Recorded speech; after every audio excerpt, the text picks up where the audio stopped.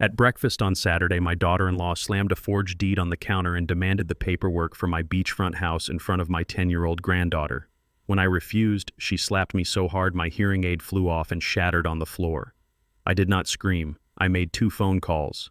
36 minutes later, a woman walked up our porch.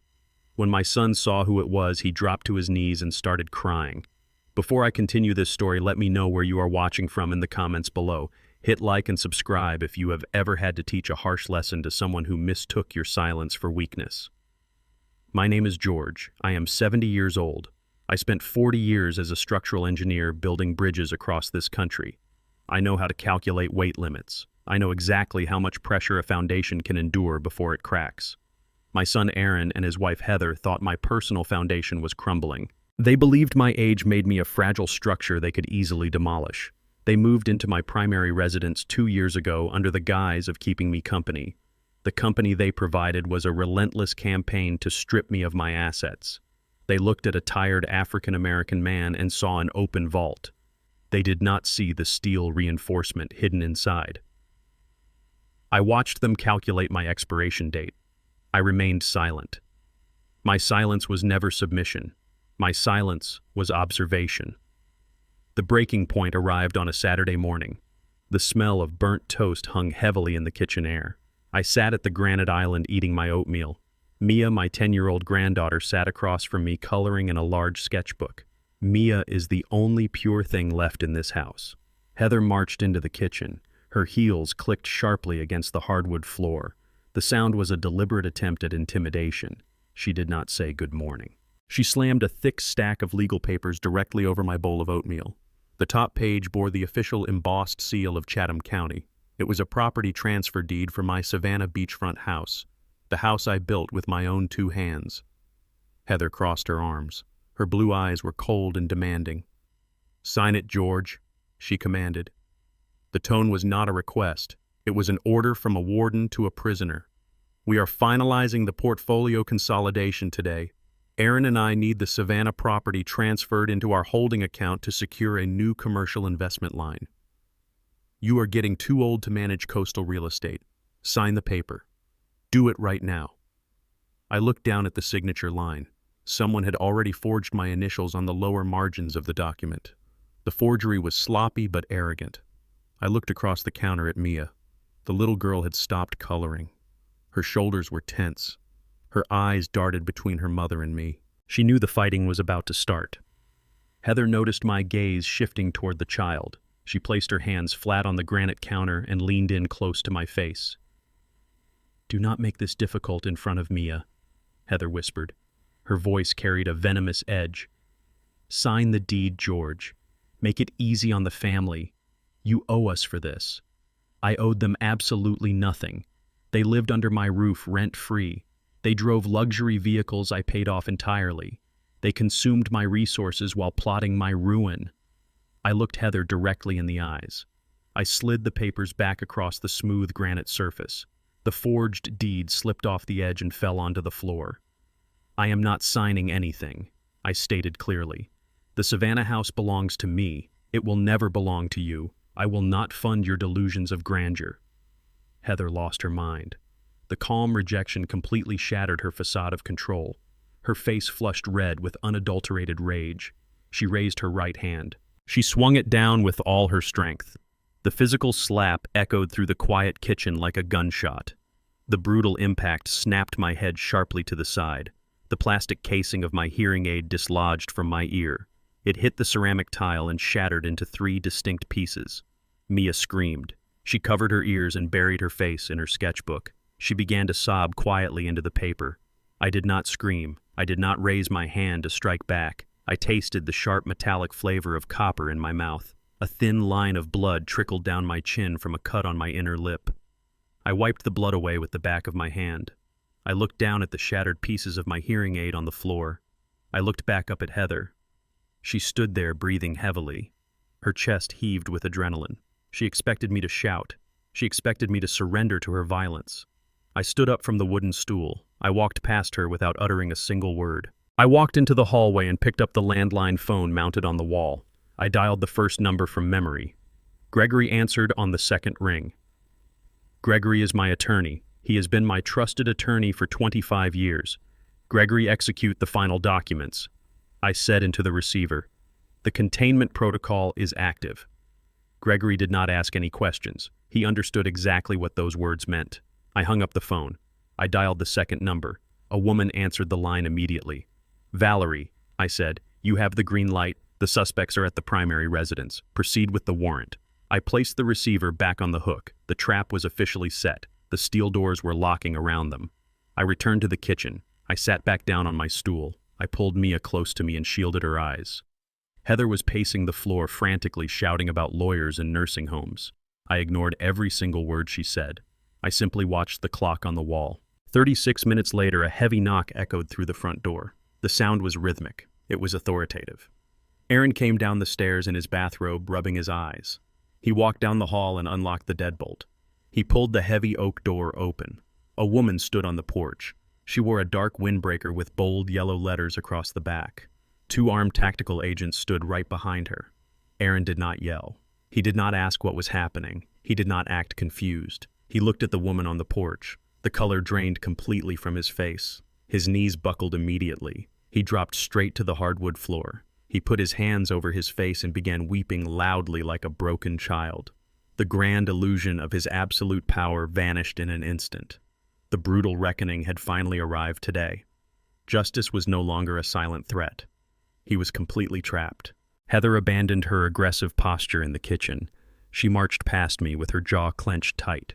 Her high heels struck the floorboards like rapid gunfire. She reached the open doorway where Aaron remained collapsed on his knees. Heather glared at the woman in the dark windbreaker. She demanded the stranger step off her property. She threatened to call the local city police. She declared her husband was a highly respected businessman who did not tolerate harassment. The woman on the porch did not flinch. She did not raise her voice or display any sign of intimidation. She calmly reached inside the inner pocket of her jacket. She retrieved a black leather wallet and flipped it open with a swift, practiced motion. A gold shield caught the gray morning light. She introduced herself as Valerie, a senior investigator operating directly under the Financial Crimes Enforcement Network. Heather scoffed, attempting to dismiss the federal credential as an elaborate prank. She reached out to slam the heavy oak door shut. Valerie placed her combat boot firmly over the threshold. She pushed the door wide open. 2 armed federal agents materialized behind her. They stepped into the foyer, their tactical gear shifting with menacing intent. One agent gently but immovably pushed Heather against the wall. Heather shrieked in protest. She demanded a warrant. Valerie looked down at Aaron. Aaron was still sobbing uncontrollably on the floor. His tears were not tears of confusion. They were the tears of a guilty man realizing his elaborate facade had completely disintegrated. Valerie pulled a thick stack of stapled documents from a rigid briefcase. She dropped the paperwork directly onto the floor in front of Aaron's weeping face. It was a formal federal indictment. Valerie began reading the charges aloud. Her voice echoed off the high ceiling of the foyer. The indictment listed 32 counts of aggravated wire fraud. It listed 8 counts of malicious identity theft. It listed 4 separate counts of international money laundering. The volume of crimes paralyzed Heather. Valerie recited the precise dollar amounts. Aaron had siphoned over $2 million into offshore corporate accounts over the past 3 years. I stood quietly near the kitchen entrance and listened to the numbers. Heather believed her husband had earned his vast wealth through brilliant stock investments and corporate promotions. She did not know the truth. I knew the exact truth. 3 months ago, I noticed a subtle discrepancy in my retirement portfolio. A single missing decimal point caught my eye. I dug deeper and found an unauthorized change to my primary account password. I did not confront Aaron. I hired private forensic accountants. They traced the digital footprint in absolute secrecy. They discovered Aaron using my social security number, my forged electronic signature, and my professional engineering credentials to secure massive commercial loans. He funneled the stolen cash to finance Heather's designer wardrobe luxury vehicles and fabricated status. I gathered every shred of evidence without uttering a single word. I waited patiently for the ultimate confirmation of their profound cruelty. Heather slapping me in the face provided that exact confirmation. It proved beyond any doubt that they viewed me solely as disposable prey. The physical assault was the final trigger required to activate the trap. The 2 armed agents fanned out across the lower level of the house. They marched deliberately up the main staircase. I heard the master bedroom door swing open violently. I heard the heavy thud of furniture being shoved aside. They were actively dismantling Aaron's hidden digital infrastructure. They seized his high-performance desktop computers. They confiscated his encrypted laptops. They ripped his hidden routing servers straight from the drywall. Heather snapped out of her paralyzed state. She ran to the bottom of the staircase. She screamed at the agents to stop touching her expensive belongings. She ran back to Valerie. She insisted this was a massive, catastrophic mistake. She claimed her husband was innocent of these ridiculous charges. Valerie stared at Heather with absolute zero pity. Valerie stated the financial evidence was completely airtight. She explained that the fraudulent digital footprint originated directly from the specific Internet Protocol address registered to this exact house. Aaron finally spoke from the floor, his voice cracked with pathetic desperation. He begged Valerie for a leniency deal. He cried that he could explain his reasoning. He claimed he just wanted to give his beautiful wife the luxurious life she inherently deserved. He raised a trembling finger and pointed directly at me. He told the federal agent that I possessed plenty of money and I was simply refusing to spend it. His vile justification hung in the air. He firmly believed he was entitled to steal my life's work simply because he desired a higher standard of living. The federal agents marched down the stairs carrying 3 computer towers and multiple cardboard boxes filled with financial documents. They logged the confiscated items meticulously on a digital tablet. The entire grand illusion of Aaron's professional success was packed away into evidence boxes and carried right out the front door. Valerie looked down at Aaron one final time. She informed him he had exactly 1 hour to report to the federal courthouse for formal processing. She strongly advised him to secure a highly competent defense attorney before he arrived. Valerie turned on her heel and walked out the door. The agents followed her down the steps. The front door remained wide open. A harsh gust of cold morning wind swept through the devastated foyer. Silence settled heavily over the hallway. Aaron remained curled on the floorboards. He did not attempt to stand up. He did not reach out to comfort his distressed wife. Heather stood completely frozen. Her breathing grew shallow and rapid. Her brain violently rejected the sudden destruction of her elite reality. Her eyes darted wildly around the empty foyer before locking directly onto me. I remained standing calmly near the kitchen threshold. My hands were relaxed comfortably at my sides. The deep fear in Heather's wide eyes rapidly mutated into pure, unadulterated hatred.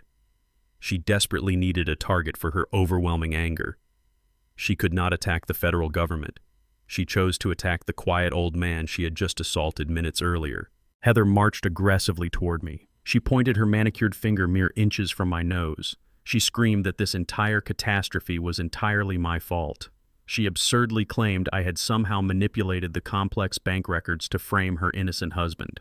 Her delusion was staggering to witness. She completely refused to accept that her lavish existence was fully funded by my stolen identity. She called me a bitter and jealous old man. She shouted that I was resentful of their youth, their ambition, and their glorious success. She took a deep, ragged breath and delivered her ultimate threat. She stated she was the absolute legal owner of this property. She claimed the forged transfer deed sitting on the kitchen counter granted her supreme authority over my life. She ordered me to pack my bags up immediately. She commanded me to get out of her house before she dialed the local police to have me arrested and dragged away for criminal trespassing. I looked at her screaming face without blinking. I did not raise my voice in response. I slowly reached into the inner pocket of my wool cardigan. I pulled out a crisp manila folder. I held it out steady toward her chest. Heather snatched the folder aggressively from my hand. She ripped the flap open. She fully expected to find a written apology or a massive financial concession. Her eyes scanned the bold black text printed across the first page. I spoke with a quiet, devastating clarity that cut through her hysteria. I informed her she owned absolutely nothing. I informed her the forged deed she slammed on my counter was utterly worthless. I told her the folder she was gripping contained a legal eviction notice authorized by the county judge. She had exactly 24 hours to pack whatever items the federal agents did not seize and vacate my premises permanently. Heather stared at the bold black text on the eviction notice. Her eyes darted back and forth across the page. She read the signature of the county judge at the bottom. She read the 24-hour mandate to vacate the premises. Her brain simply refused to process the information. She dropped the manila folder onto the hardwood floor. She let out a sharp, breathless laugh. It was the sound of a mind desperately trying to maintain a fractured reality. She pointed a trembling finger at my chest. She declared the document was a pathetic fake. She insisted I was trying to humiliate her in front of the federal agents. She screamed that her husband was a self-made millionaire. She claimed Aaron built a massive corporate empire completely independent of my pathetic retirement savings. She threatened to call her elite team of high-powered lawyers. She promised they would strip me of every single penny I owned. She promised they would throw me into the worst state-run nursing home in the entire country. She crossed her arms tightly over her chest.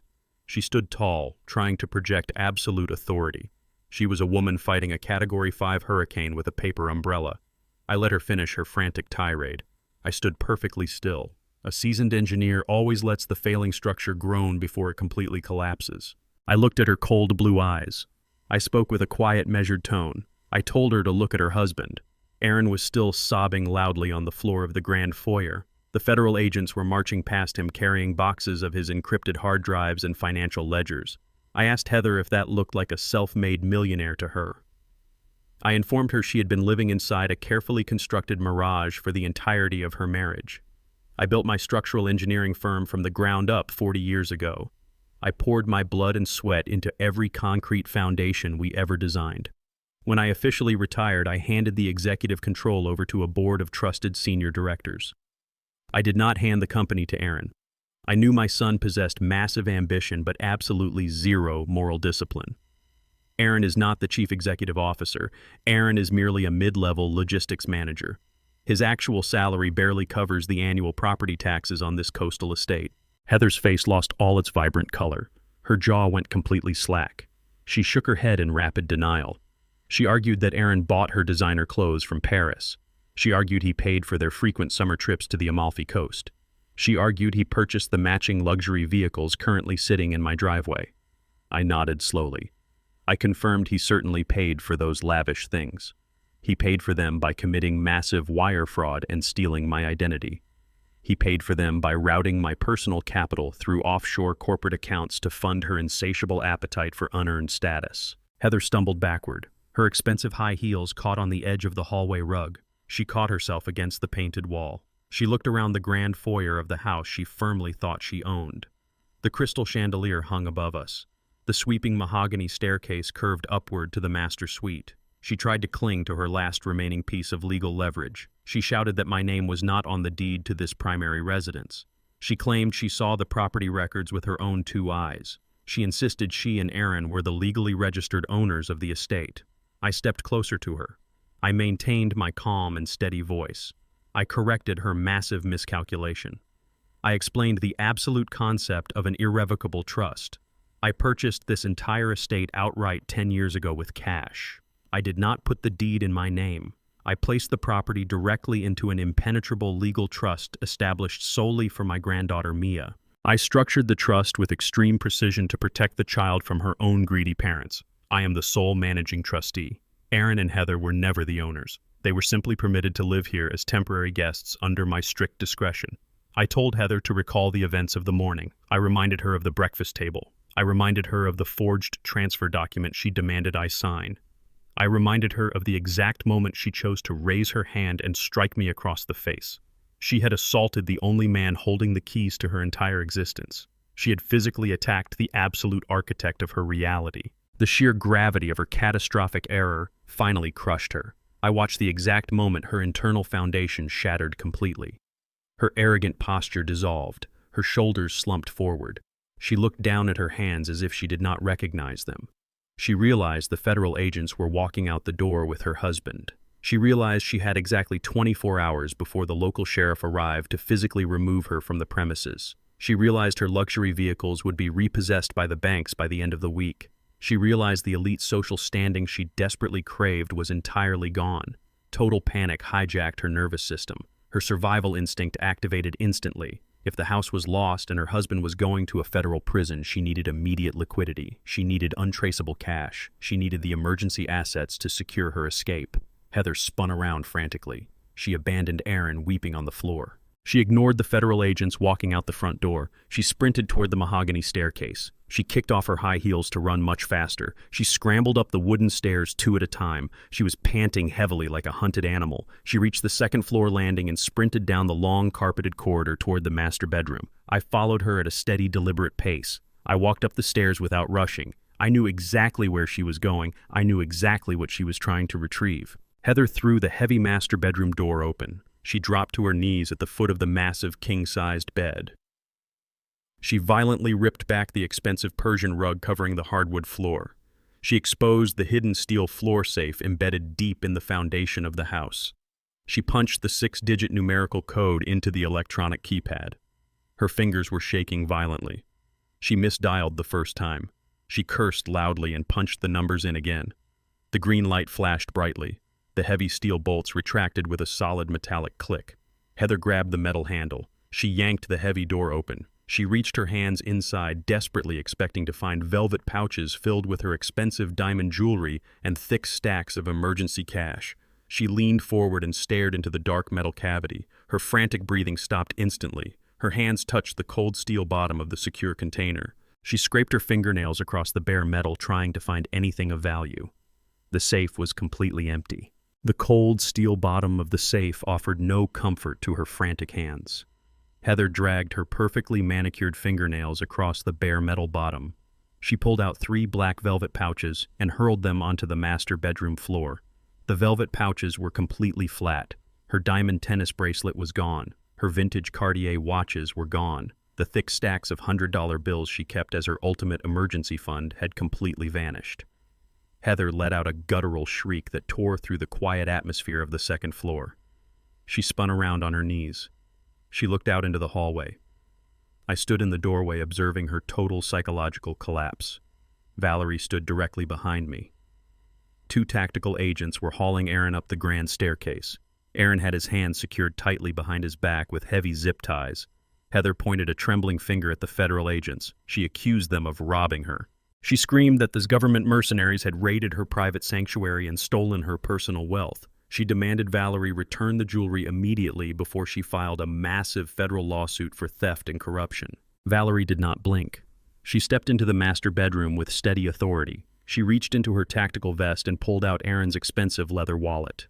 The agents had confiscated the wallet during the initial sweep of the downstairs office. Valerie extracted a folded yellow receipt. She held the receipt up to the light. She informed Heather that the federal government had absolutely no interest in her shiny trinkets. Valerie read the printed text aloud. It was a formal receipt from a local pawn shop located exactly 3 towns over. The itemized list was incredibly specific. It detailed the exact diamond tennis bracelet and the specific vintage watches. The transaction date printed at the top of the receipt was exactly 1 week ago. It was last Tuesday. Heather stopped breathing. She slowly turned her head away from Valerie. She locked her eyes onto her husband. Aaron stood in the hallway surrounded by federal agents. His head hung in total shame. Tears continuously streamed down his face. Heather demanded an explanation. Her voice dropped to a terrifyingly low register. She asked him why he sold her possessions behind her back. Aaron could not look his wife in the eyes. He stared at the carpeted floor. He sobbed as he delivered the pathetic truth. The federal authorities had quietly frozen his offshore corporate accounts 3 weeks ago. The infinite stream of stolen money had completely dried up. He could not pay the massive mortgage. He could not pay the luxury car leases. He could not pay for Heather's extravagant country club memberships. He was desperate to maintain the illusion of their limitless wealth. He needed untraceable cash immediately. He turned to the dark underground of the city. He borrowed $50,000 from a violent local syndicate run by a notorious loan shark. He thought he could outsmart the criminal organization. He thought he could quickly unlock the frozen accounts and repay the illegal loan before the syndicate noticed. He was entirely wrong. The loan shark demanded his weekly payment last Monday. The criminals threatened to break his legs and burn this house to the foundation. Aaron was completely cornered. He snuck into the master bedroom while Heather was at the spa. He opened the floor safe. He emptied the contents and pawned her entire jewelry collection just to buy himself a few more days of breathing room. The perfect facade of their elite marriage disintegrated into fine dust. Heather realized the man she married was not a corporate titan. He was a pathetic fraud indebted to violent street thugs. The sheer magnitude of the betrayal completely overwhelmed her rational mind. The seething anger she harbored over losing the beachfront house transferred entirely to her husband. She let out a primal scream of pure rage. She lunged forward from the floor. She launched her body directly at Aaron. She slammed her fists into his chest. She called him a pathetic failure. She called him a worthless thief. She slapped him across the face with the exact same brutal ferocity she had used against me in the kitchen earlier that morning. Her sharp fingernails dragged across his cheek and left 3 deep, bleeding red scratches. Aaron stumbled backward against the hallway wall. He could not raise his bound hands to defend himself against her furious assault. He simply turned his face away and absorbed the violent blows from his enraged wife. The federal agents stood momentarily stunned by the sudden domestic explosion. I did not intervene. I watched the structural failure of their highly toxic partnership. A building constructed on a faulty foundation of lies will always collapse inward upon itself eventually. I turned to Valerie. I spoke with a quiet, authoritative voice. I reminded the senior investigator that this woman had physically assaulted me less than an hour ago. I pointed out that she was currently committing active domestic battery against a restrained federal suspect directly in front of armed law enforcement. I explicitly instructed the officers to place Heather in handcuffs immediately. Valerie nodded sharply. She issued a swift tactical command. The 2 massive agents stepped forward. They grabbed Heather by her shoulders and pulled her off her bleeding husband. Heather kicked and screamed like a feral animal. The agents spun her around and shoved her firmly against the master bedroom door. They pulled her arms tightly behind her back. The heavy steel handcuffs ratcheted around her wrists with a series of sharp metallic clicks. Heather gasped for air. She looked down at the steel chains binding her hands. She finally realized she was entirely powerless. She was now a prisoner inside the home she arrogantly claimed to own. The agents escorted the weeping couple down the sweeping mahogany staircase. The grand foyer felt like a processing center. Valerie informed them they would be transported to the federal holding facility. Heather stopped struggling. Her eyes darted toward the kitchen. She demanded her one legally mandated phone call. Valerie agreed. She instructed an agent to unlock Heather's right hand. Heather walked to the wall-mounted landline in the kitchen. She rubbed her bruised wrist. She picked up the receiver. She did not dial her defense attorney. She did not dial a bail bondsman. She dialed Adult Protective Services. Heather spoke into the phone with fabricated terror. She wept into the receiver. She claimed she was a terrified daughter-in-law trapped inside a nightmare. She fabricated a calculated lie. She reported that I was suffering from violent late-stage dementia. She claimed my mind had completely snapped. She told the dispatcher I had locked the family inside the house with armed mercenaries. She begged the agency to dispatch an emergency psychiatric unit immediately.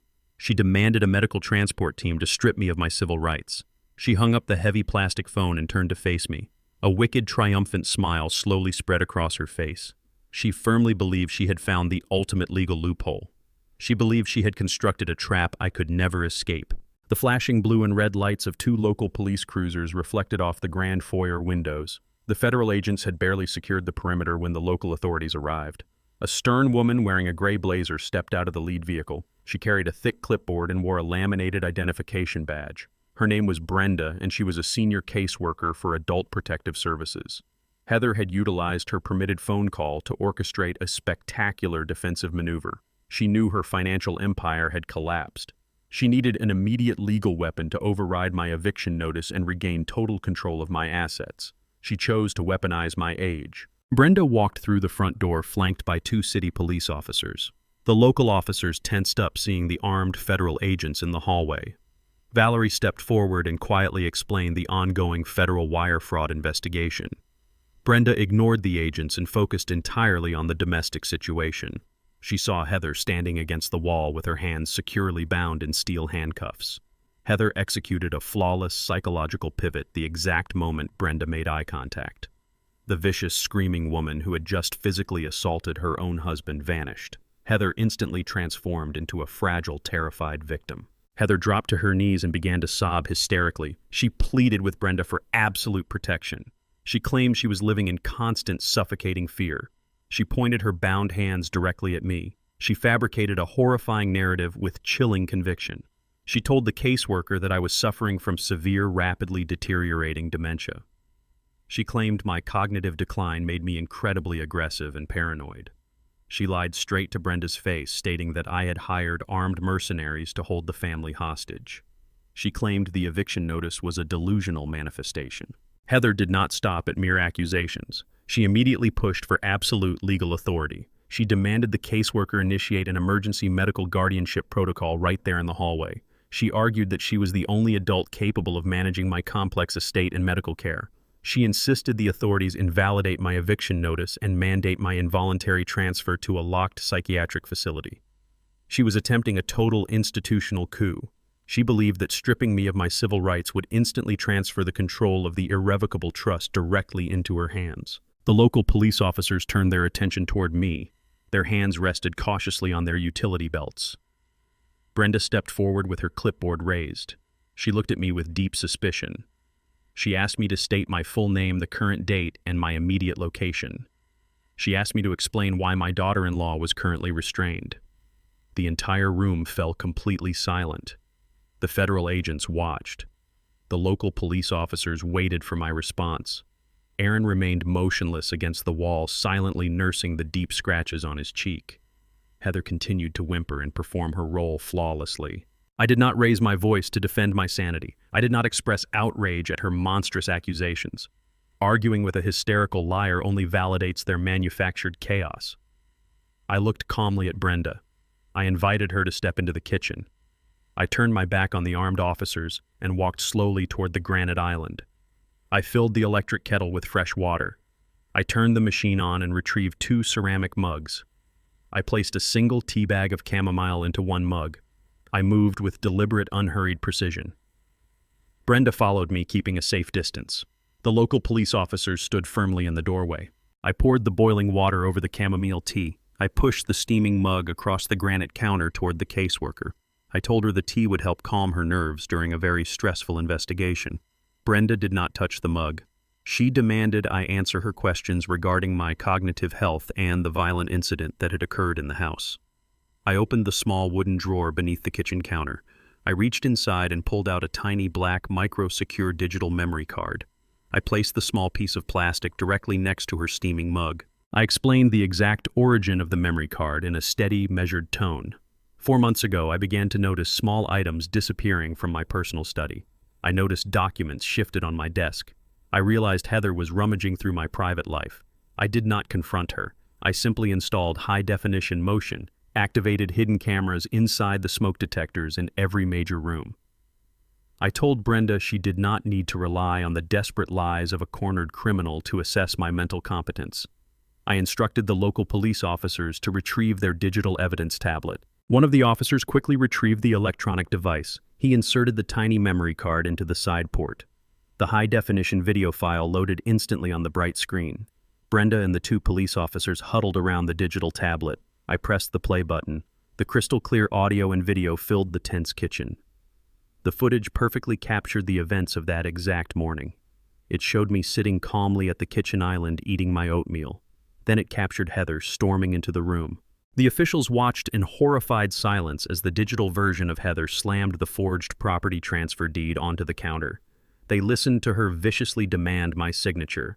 They heard her use her own traumatized daughter as a tool for psychological extortion. They watched my calm, steadfast refusal. Then the video displayed the undeniable climax. The footage showed Heather completely losing her temper. It clearly captured her raising her hand and violently slapping me across the face with maximum physical force. It showed my hearing aid shattering across the ceramic floor tiles. The video provided absolute, unassailable proof. It completely obliterated Heather's fabricated narrative of victimhood and dementia. It proved she was a violent, manipulative predator attempting to steal a house she did not own. Brenda stared at the frozen final frame of the video. The professional suspicion in her eyes instantly vanished and was replaced by a cold, righteous anger. She picked up her heavy clipboard. She clicked her pen with a decisive motion. She looked directly at the local police officers standing in the doorway. She officially instructed them to press immediate felony charges against Heather for physical elder abuse. The lead police officer nodded firmly. He turned away from the kitchen and marched back into the grand foyer. He approached Heather, who was still kneeling on the floor pretending to cry. He ordered her to stand up immediately. He informed her that the Adult Protective Services investigation was officially concluded. He stated she was now under formal arrest for the physical battery of a vulnerable senior citizen. He reached out to pull her to her feet by her restrained arms. Heather realized her master plan had completely imploded. She screamed in absolute genuine terror. Suddenly, Aaron pushed himself off the wall. He stumbled forward into the center of the foyer. His face was still bleeding from Heather's earlier attack. The crushing weight of his federal wire fraud indictment and his dangerous debt to the violent loan shark had broken his logic completely. He raised his bound hands. He shouted for the police officers to stop. He looked directly at the caseworker and the local authorities. He loudly declared that Heather did not hit me. He falsely claimed that he was the one who slapped me across the face. He lied to the police to protect the very woman who had just assaulted him. He threw himself onto the proverbial sword to keep his wife out of a jail cell. Aaron stood in the grand foyer with blood oozing from deep scratches on his cheek. He looked directly at Brenda and the local police. He loudly declared that Heather did not hit me. He falsely claimed he slapped me across the face. He lied to the authorities to protect the woman who had just assaulted him. He threw himself onto the sword to keep his wife out of prison. I watched his pathetic display of martyrdom. I knew Aaron possessed zero genuine loyalty to his wife. His confession was a calculated tactical maneuver. He was already facing decades in federal prison for massive wire fraud and international money laundering. An additional local charge for physical elder abuse would merely be a tiny drop in a massive ocean of federal indictments.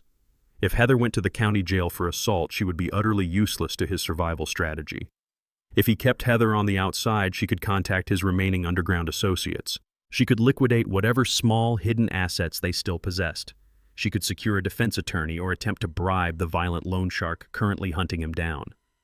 Aaron desperately needed a free operative on the outside to manage his collapsing empire. He was using a fabricated confession as a protective shield to preserve his last remaining asset. The lead police officer pulled heavy steel handcuffs from his utility belt. He stepped toward Aaron to secure his wrists for the local battery charge.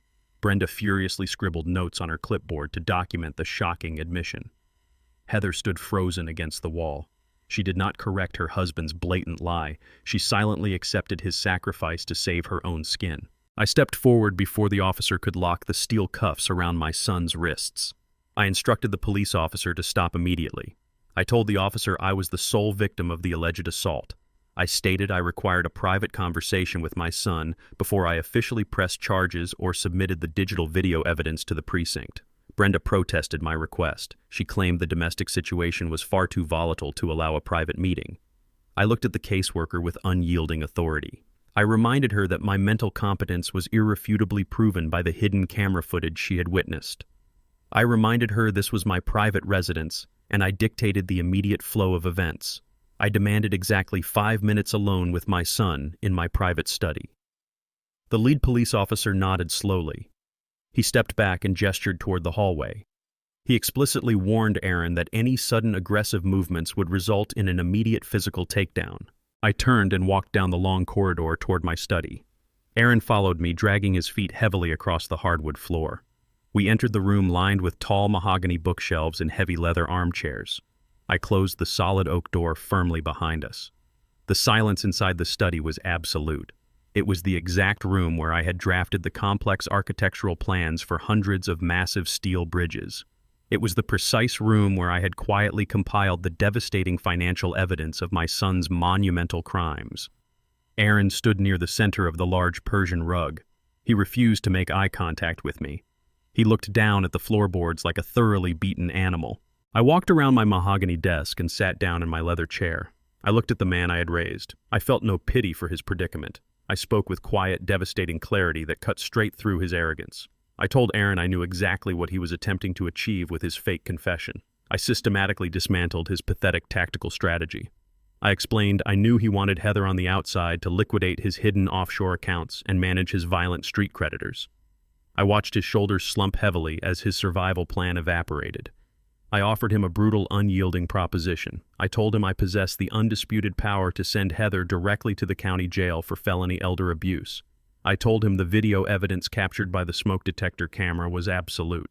I told him the local police officers standing in the foyer were ready to haul her away right now. I offered to completely drop the local battery charges against both of them. I offered to retract the video evidence from the police and let Heather walk out the front door a free woman. I offered him the exact operative he desperately needed on the outside. Aaron looked up at me. His eyes were wide with frantic hope. He asked what I demanded in return. I pulled a legal document from the top drawer of my desk. Gregory and I had anticipated this exact desperate scenario. We drafted emergency custody transfer documents 3 days ago. I slid the stack of paper across the polished wood of my desk. I told Aaron I demanded full permanent legal custody of my 10-year-old granddaughter. I told him he and Heather were highly toxic predators who destroyed everything they touched. I refused to let them use Mia as an emotional extortion tool ever again. To secure Heather's freedom, he had to sign away his biological child permanently. Aaron stared at the legal documents resting on the desk. The terms of the trade were brutally clear. He was exchanging his daughter for a tactical advantage in his criminal defense. A normal parent would scream in fierce protest or negotiate to protect their child. Aaron did not hesitate for a single second. He lunged forward and grabbed the black fountain pen resting next to my inkwell. He flipped rapidly through the thick pages to find the signature line at the back of the packet. He hastily scribbled his name on the designated lines. His signature was a frantic, messy scrawl of black ink. He did not read the custody stipulations. He did not ask about future visitation rights. He signed away his parental authority with the exact same ruthless speed he used to steal my identity. He slammed the pen down and pushed the signed papers back toward me. He demanded I go out into the grand foyer and call off the local police immediately. I took the documents and inspected his signature. The legal transfer was officially complete. I had successfully severed their final point of leverage. Suddenly, a sharp, quiet gasp echoed from the doorway. Aaron and I both turned our heads sharply toward the sound. The heavy oak door of the study was cracked open a few inches. Mia stood perfectly still, hidden in the dark shadows of the hallway. She had crept silently down the corridor to find me. She had stood directly behind the wooden door frame and listened to the entire private conversation. She heard her biological father trade her existence for a simple get-out-of-jail card. She watched him sign the permanent custody papers without a single moment of hesitation. I saw her wide, terrified eyes through the narrow gap in the door. I saw absolute devastation shatter her innocent face. She did not walk into the study to confront us. She turned around abruptly and sprinted down the long hallway. She threw open the back door of the kitchen. She ran out into the freezing winter rain and vanished into the dark, stormy night. The freezing winter rain blew horizontally through the open kitchen door. The sudden gust of wind scattered loose papers across the floorboards. Aaron stared at the empty doorway. He did not move to chase after his own daughter. He stood frozen in the center of the study. He had just traded his 10-year-old child for a temporary shield against a federal prison sentence. I pushed past him without a single word. I walked rapidly down the hallway toward the kitchen. I looked out into the absolute darkness of the backyard. Mia was completely gone. The storm was intensifying rapidly. The heavy rain quickly washed away any visible footprints in the mud. I turned around to grab my heavy winter coat from the hall closet. Heather marched down the grand staircase. She had watched the entire custody exchange from the upper landing. She did not display an ounce of maternal panic. She did not rush to the door to search for her missing child. She pulled her smartphone from her pocket. She immediately recognized a golden opportunity to alter the narrative. She dialed the emergency tip line for the largest local news station in the county. She fabricated a spectacular story of domestic terror. She claimed a tyrannical grandfather was holding a family hostage. She claimed I had just driven a terrified little girl out into a deadly winter storm. The local news van arrived in exactly 14 minutes. They parked their heavy broadcasting vehicle directly on my front lawn. The bright white floodlights illuminated the pouring rain. A reporter and a cameraman sprinted onto my covered porch. Heather threw the front door open.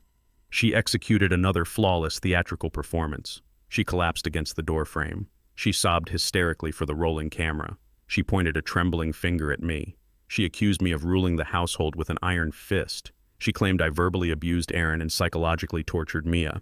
She stated the child simply could not endure another minute of my cruelty. She pleaded directly into the camera lens for anyone to find her missing baby. I ignored the flashing lights and the aggressive questions from the local reporter. Arguing with a manufactured media circus only provides fuel for their fabricated outrage. I walked calmly past the camera crew. I stepped out onto the wet porch. I pulled my smartphone from my jacket pocket. I opened a specific encrypted application I had installed 2 years ago. I bought Mia a durable waterproof smartwatch for her 8th birthday. I told Aaron and Heather it was a simple device for playing games and tracking steps. I lied to them. I embedded a highly sophisticated military-grade GPS tracker inside the thick rubber casing. I knew my son and his wife were fundamentally negligent parents. I required a foolproof method to ensure my granddaughter was always safe from their absolute incompetence. The application loaded immediately. A bright red dot pulsed against the digital map of the county. I watched the geographic coordinates update in real time. The tracking signal was moving steadily eastward. Mia had boarded a county transit bus. The bus was heading directly toward the coast. The final destination was entirely obvious to me. She was running toward the Savannah beachfront property. It was the exact house Heather had attempted to steal from me earlier that morning. It was the only place my granddaughter associated with safety and peace. It was the house where I taught her how to fish and how to build wooden birdhouses away from the toxic screaming of her parents. I walked down the driveway and climbed into my vintage truck.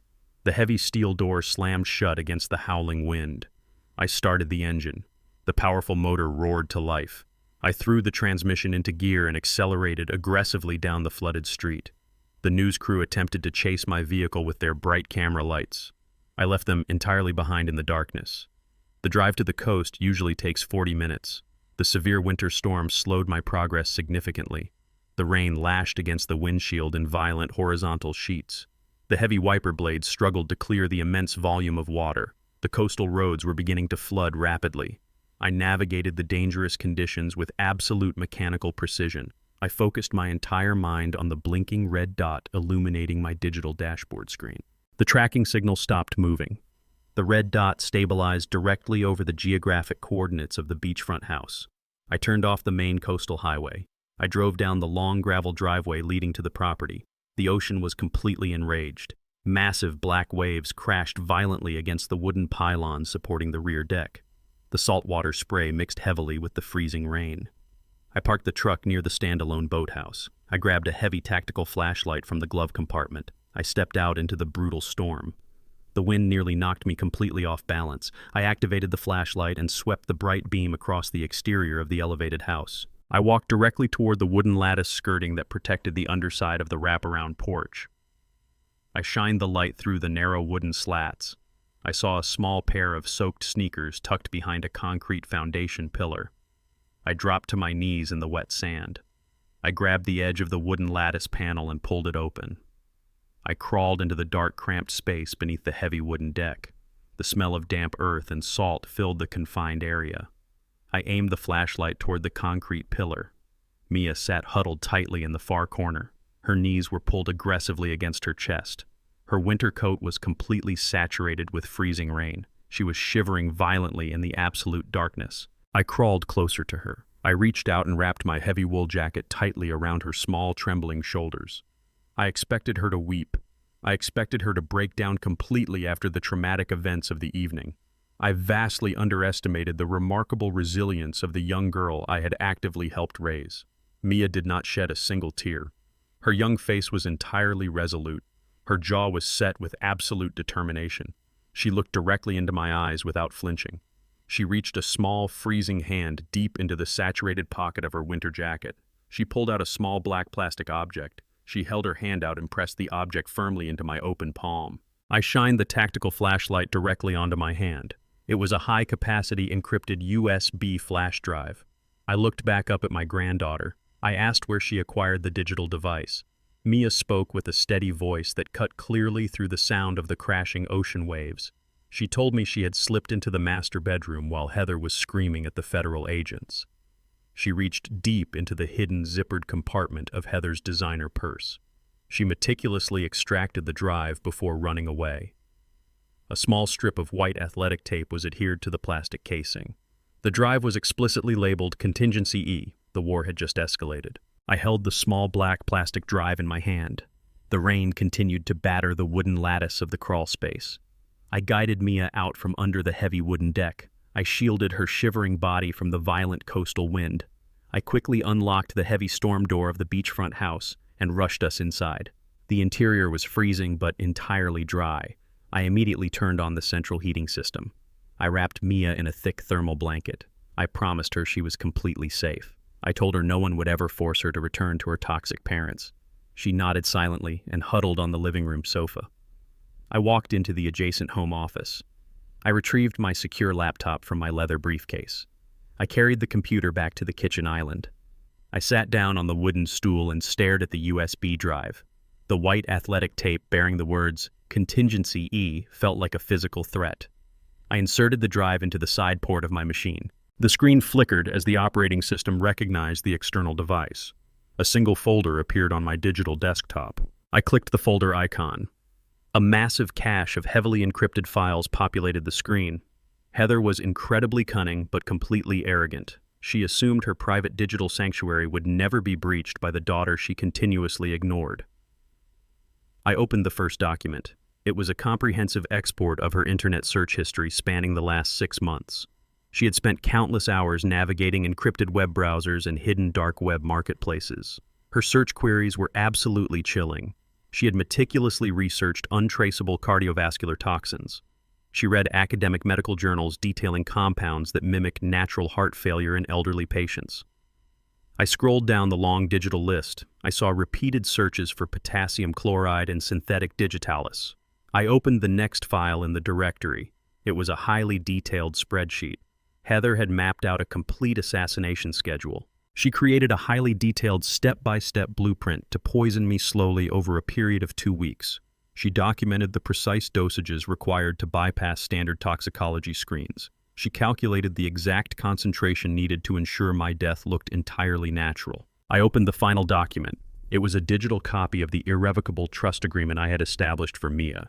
Heather had highlighted specific clauses in bright red digital ink. She had found a narrow legal loophole.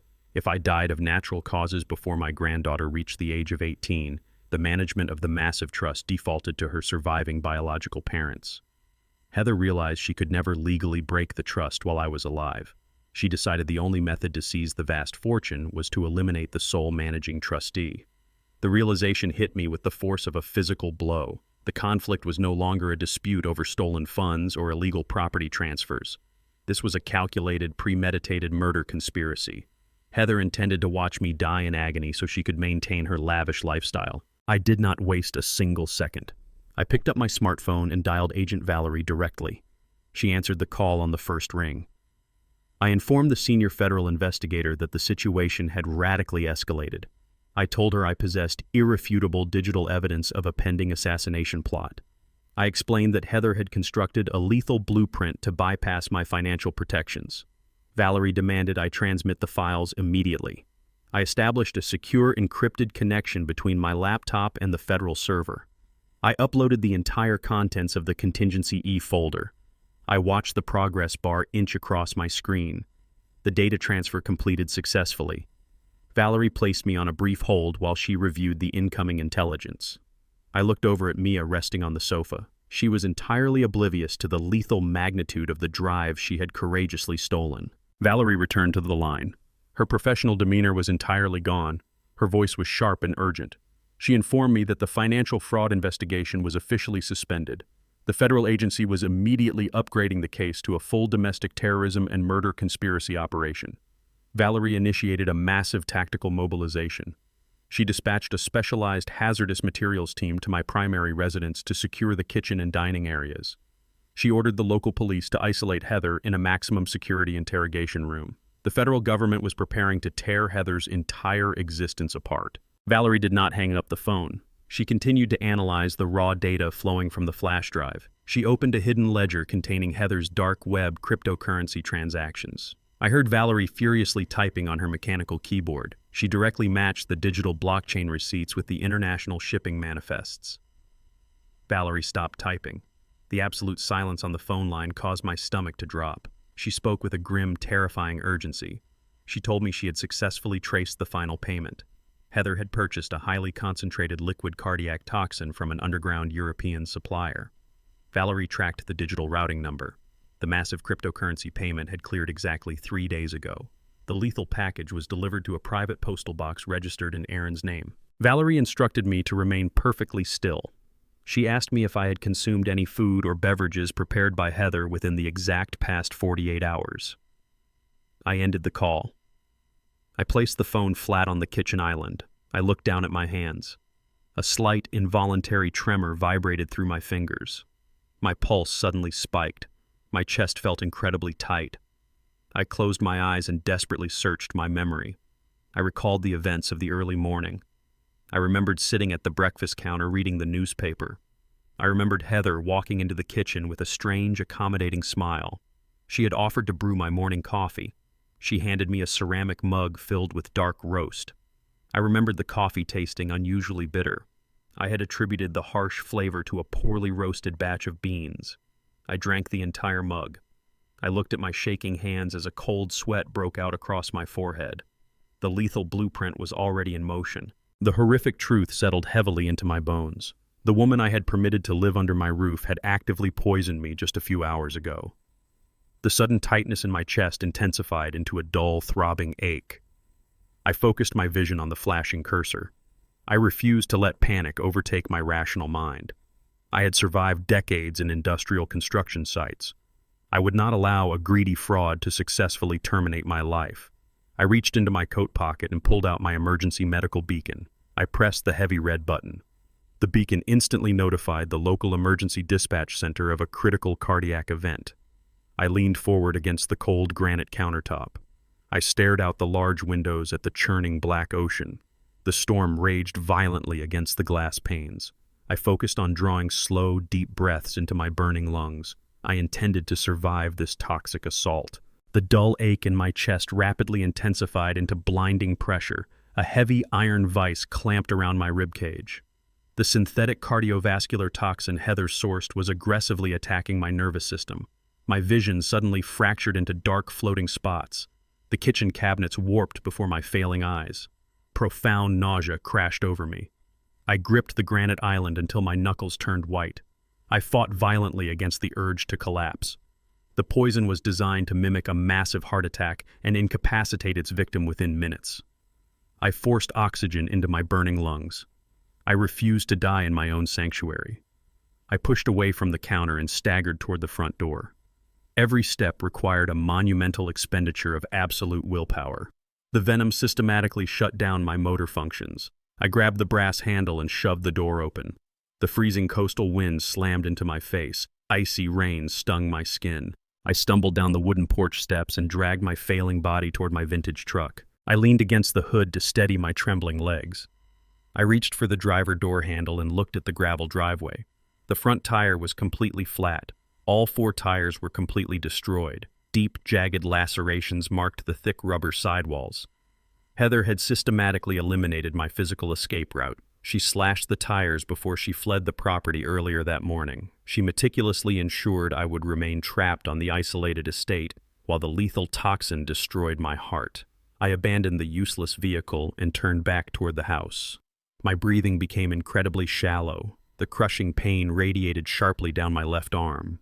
I dragged my boots up the stairs and stumbled into the foyer. I slammed the heavy door shut against the storm. I leaned against the painted wall and desperately reached for the wall-mounted landline telephone. I pulled the receiver from the cradle. The line was entirely dead. I looked down at the base of the unit.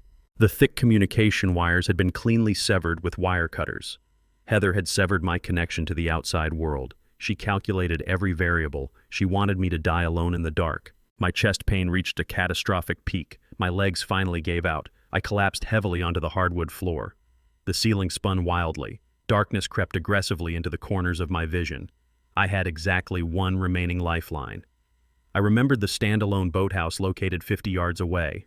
I had spent the previous summer restoring a vintage marine VHF radio system. The equipment ran on an independent marine battery. It was completely isolated from the residential power grid and outside of Heather's lethal calculations. I rolled onto my stomach and dragged my body across the living room floor. I pushed the heavy back door open and crawled out onto the saturated wooden deck. The violent storm battered my weakened frame. Freezing rain soaked through my clothing. I slid down the wooden stairs and hit the wet sand. I could not stand up. I dug my fingers into the cold mud and pulled my heavy body forward.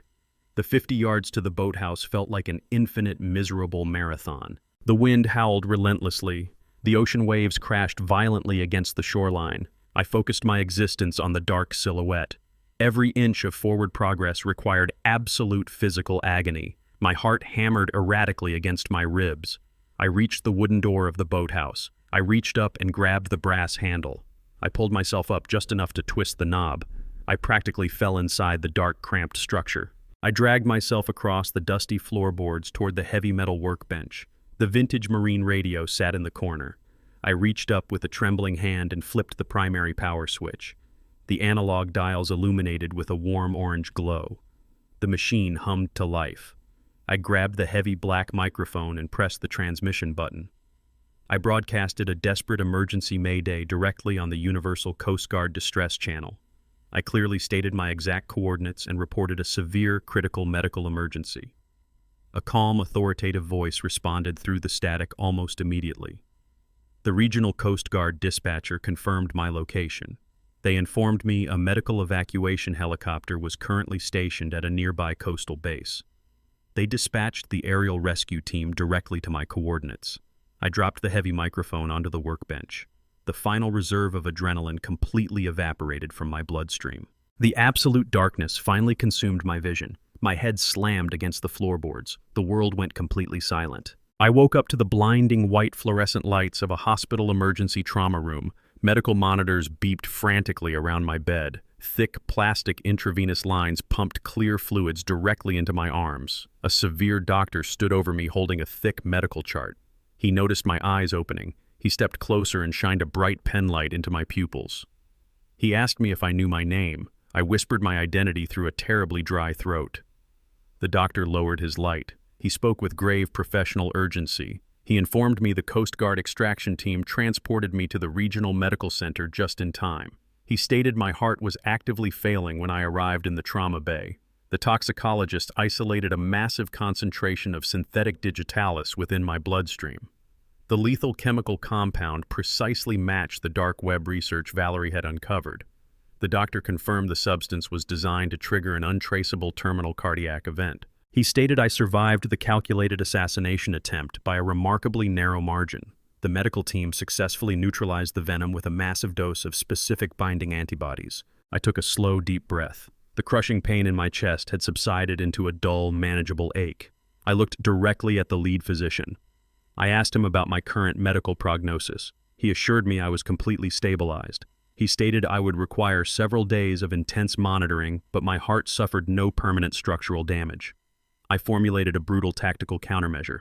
I asked the doctor to clear the trauma room of all secondary medical staff. The nurses quietly exited the sterile room. I looked at the physician with unyielding authority. I offered him a highly unorthodox proposition. I explained the exact nature of the domestic assassination plot. I informed him that the individuals who poisoned me were currently waiting to inherit a massive financial empire upon my death. I instructed the doctor to officially update my medical chart with a fabricated prognosis. I demanded he contact my son and my daughter-in-law immediately. I instructed him to deliver a very specific, terrifying lie. He needed to tell Aaron and Heather that I had suffered a catastrophic neurological event during the cardiac arrest. He needed to inform them that I had slipped into a deep, irreversible medical coma. The doctor stared at me in profound shock. He hesitated for a moment before slowly nodding his agreement. I leaned against the sterile hospital pillows. I needed to see exactly what the greedy scavengers would do when they firmly believed the lion was finally dead. The heavy pneumatic door of the intensive care unit hissed open. I laid perfectly still against the stiff hospital mattress. My eyes were shut tight. My breathing was slow and measured. The rhythmic mechanical beep of the heart monitor provided a steady soundtrack to my fake coma. I listened as frantic footsteps rushed across the linoleum floor. Heather let out a piercing theatrical wail. Her voice was pitched to ensure maximum dramatic effect for the medical staff. She rushed to the right side of my hospital bed and collapsed against the aluminum railing. She wept loudly and called me a beloved patriarch. She begged the universe to spare my life.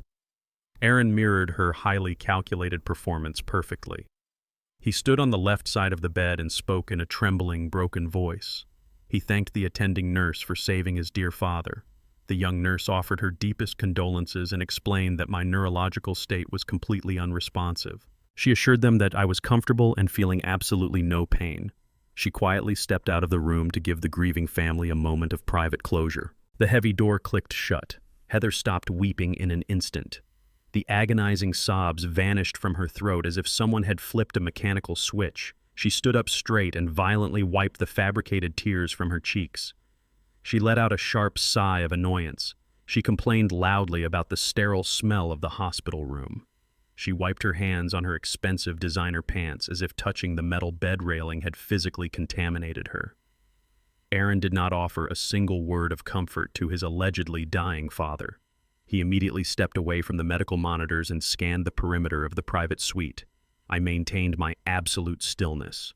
The darkness behind my closed eyelids was a perfect theater for their treachery. I listened to the sound of their expensive leather shoes moving across the floor. They did not spend a single second mourning the tragedy that had just befallen me. They instantly transformed from grieving family members into ruthless scavengers picking at a fresh carcass. Aaron walked directly toward the thin plastic belongings bag resting on the corner visitor chair. The paramedics had gathered my personal effects when they loaded my body into the helicopter. Aaron grabbed the plastic bag and dumped the entire contents onto the small table. My leather wallet hit the surface with a dull thud. My wristwatch rattled against the plastic water pitcher. Heather rushed to the table with predatory enthusiasm. She grabbed the leather wallet and ripped it open. She pulled out my credit cards and my driver license. She cursed under her breath. She realized the plastic cards were entirely useless without the authorization numbers. She tossed the wallet back onto the table in total disgust. Aaron ignored the financial cards and focused his attention entirely on my heavy winter jacket.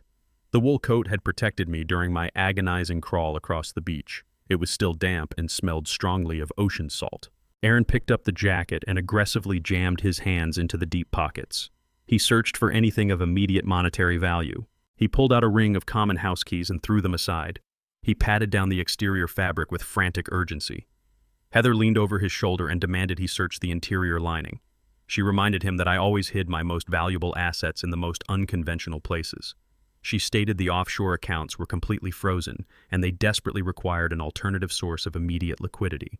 She reminded Aaron that the violent street syndicate would not wait for a prolonged probate court battle. They needed untraceable bearer bonds or a secure cache of physical cash. Aaron flipped the heavy jacket inside out. He ran his palms firmly along the dark interior fabric. He stopped abruptly. I heard his rapid breathing echo in the quiet hospital room. He pressed his fingers against the thick wool material near the left breast pocket. He announced he felt a hard metallic object sealed tightly between the fabric layers. He declared it felt exactly like a security key. Heather gasped with greedy anticipation. She instructed him to rip the fabric apart. Aaron grabbed the thick collar of the jacket with both hands. He bit down on the inner lining and tore the fabric with maximum physical force. The sound of ripping wool sliced through the quiet hum of the medical machines. He dug his fingers directly into the torn cavity. He extracted a single heavy brass key. He held the key up to the fluorescent hospital lights. He let out a breathless laugh of pure triumph. He recognized the specific shape and the unique numerical engraving stamped into the brass head. He proudly declared it was the master key to the primary safe deposit box at the central downtown bank. He confidently asserted that I kept my emergency physical reserves locked inside that security vault. He told Heather the vault undoubtedly contained enough untraceable wealth to pay off the syndicate and secure their escape from the impending federal indictments. The brass object represented their final chance at survival. Heather snatched the brass key from his fingers. She kissed the cold metal surface. She praised her husband for his brilliant discovery. She looked over at my motionless body resting in the sterile hospital bed. She sneered at my apparent vulnerability. She told Aaron I was a pathetic fool for carrying the master key directly into an early grave. She stated my medical failure was the ultimate stroke of luck they needed to secure their financial freedom. She did not express a single ounce of regret or sadness over my condition. She viewed my fake artificial coma as a highly convenient solution to their massive legal nightmare. They grabbed their coats and prepared to leave the intensive care unit immediately. They did not press the medical call button to summon the nurse. They did not leave a functioning contact number at the desk. They did not say goodbye to the man who raised them. They abandoned their supposedly dying father in the cold hospital room without a single backward glance. The door hissed open and clicked shut again. The room fell silent except for the steady rhythm of my heart monitor. I slowly opened my eyes. The bright fluorescent lights glared above me. I looked at the torn jacket resting carelessly on the small table. The scavengers had taken the bait with flawless predictability. They believed they had outsmarted the architect of their reality. They truly believed the heavy brass key was their ultimate salvation. They rushed out into the stormy morning to claim a fortune they thought I had hoarded in secret. They were rushing directly into a vault of destruction. The primary safe deposit box did not contain bearer bonds or stacks of cash. It contained something far more devastating. It contained the definitive proof of their criminal enterprise, precisely organized and waiting for the federal authorities to unseal it. I closed my eyes and allowed a cold smile to touch my lips. The trap was officially sprung. Aaron and Heather burst out of the heavy double doors of the county medical center. They sprinted through the freezing rain toward their luxury vehicle. Aaron gripped the heavy brass key tightly in his left hand. The sharp metal teeth bit deeply into his palm, but he did not feel the pain. He felt only the intoxicating rush of impending victory. They climbed into the expensive car and slammed the doors shut against the winter storm. Heather frantically wiped the rain from her designer coat. She commanded Aaron to drive directly to the central downtown bank. She insisted they had a very narrow window of opportunity before the hospital administration notified my legal representatives. They believed my fabricated coma presented the ultimate tactical opening. Aaron slammed the transmission into gear and sped away from the hospital parking structure. He completely ignored the flashing speed limit signs. The windshield wipers battered back the heavy rain as they raced toward the financial district. The imposing marble facade of the First National Bank loomed through the gray morning mist. Aaron parked the vehicle illegally in a restricted zone directly in front of the main entrance. They rushed up the wide concrete steps and pushed through the heavy glass revolving doors. The bank lobby was quiet and meticulously organized. The polished mahogany counters gleamed under the soft ambient lighting. Aaron marched directly toward the primary administrative desk. He did not ask to speak with a standard teller. He demanded an immediate audience with the senior branch manager. A young administrative assistant noticed his frantic demeanor and quickly retreated into a private rear office. A tall, imposing man emerged a moment later. His name was Thomas. He wore a sharply tailored navy blue suit and carried himself with the unmistakable rigid posture of a retired Marine. Thomas was not merely a bank manager. He was my oldest and most trusted friend. We had served together in an engineering battalion exactly 40 years ago. Aaron stepped forward and presented the brass key. He slapped a thick manila folder onto the polished mahogany desk. He spoke with aggressive, frantic authority. He claimed I was lying completely incapacitated in a hospital intensive care unit. He stated I had suffered a catastrophic neurological event and was currently in a deep, irreversible coma. Aaron produced a legal document from the folder. He shoved the paper toward Thomas. It was a comprehensive, durable power of attorney. The document explicitly granted Aaron total unilateral control over my entire financial estate. Aaron demanded immediate, unfettered access to the primary safe deposit box corresponding to the brass key. He insisted it was an absolute medical emergency requiring instant liquidity. Thomas picked up the document. He examined the complex legal jargon and the embossed notary seal at the bottom of the page. He knew instantly the document was a complete forgery.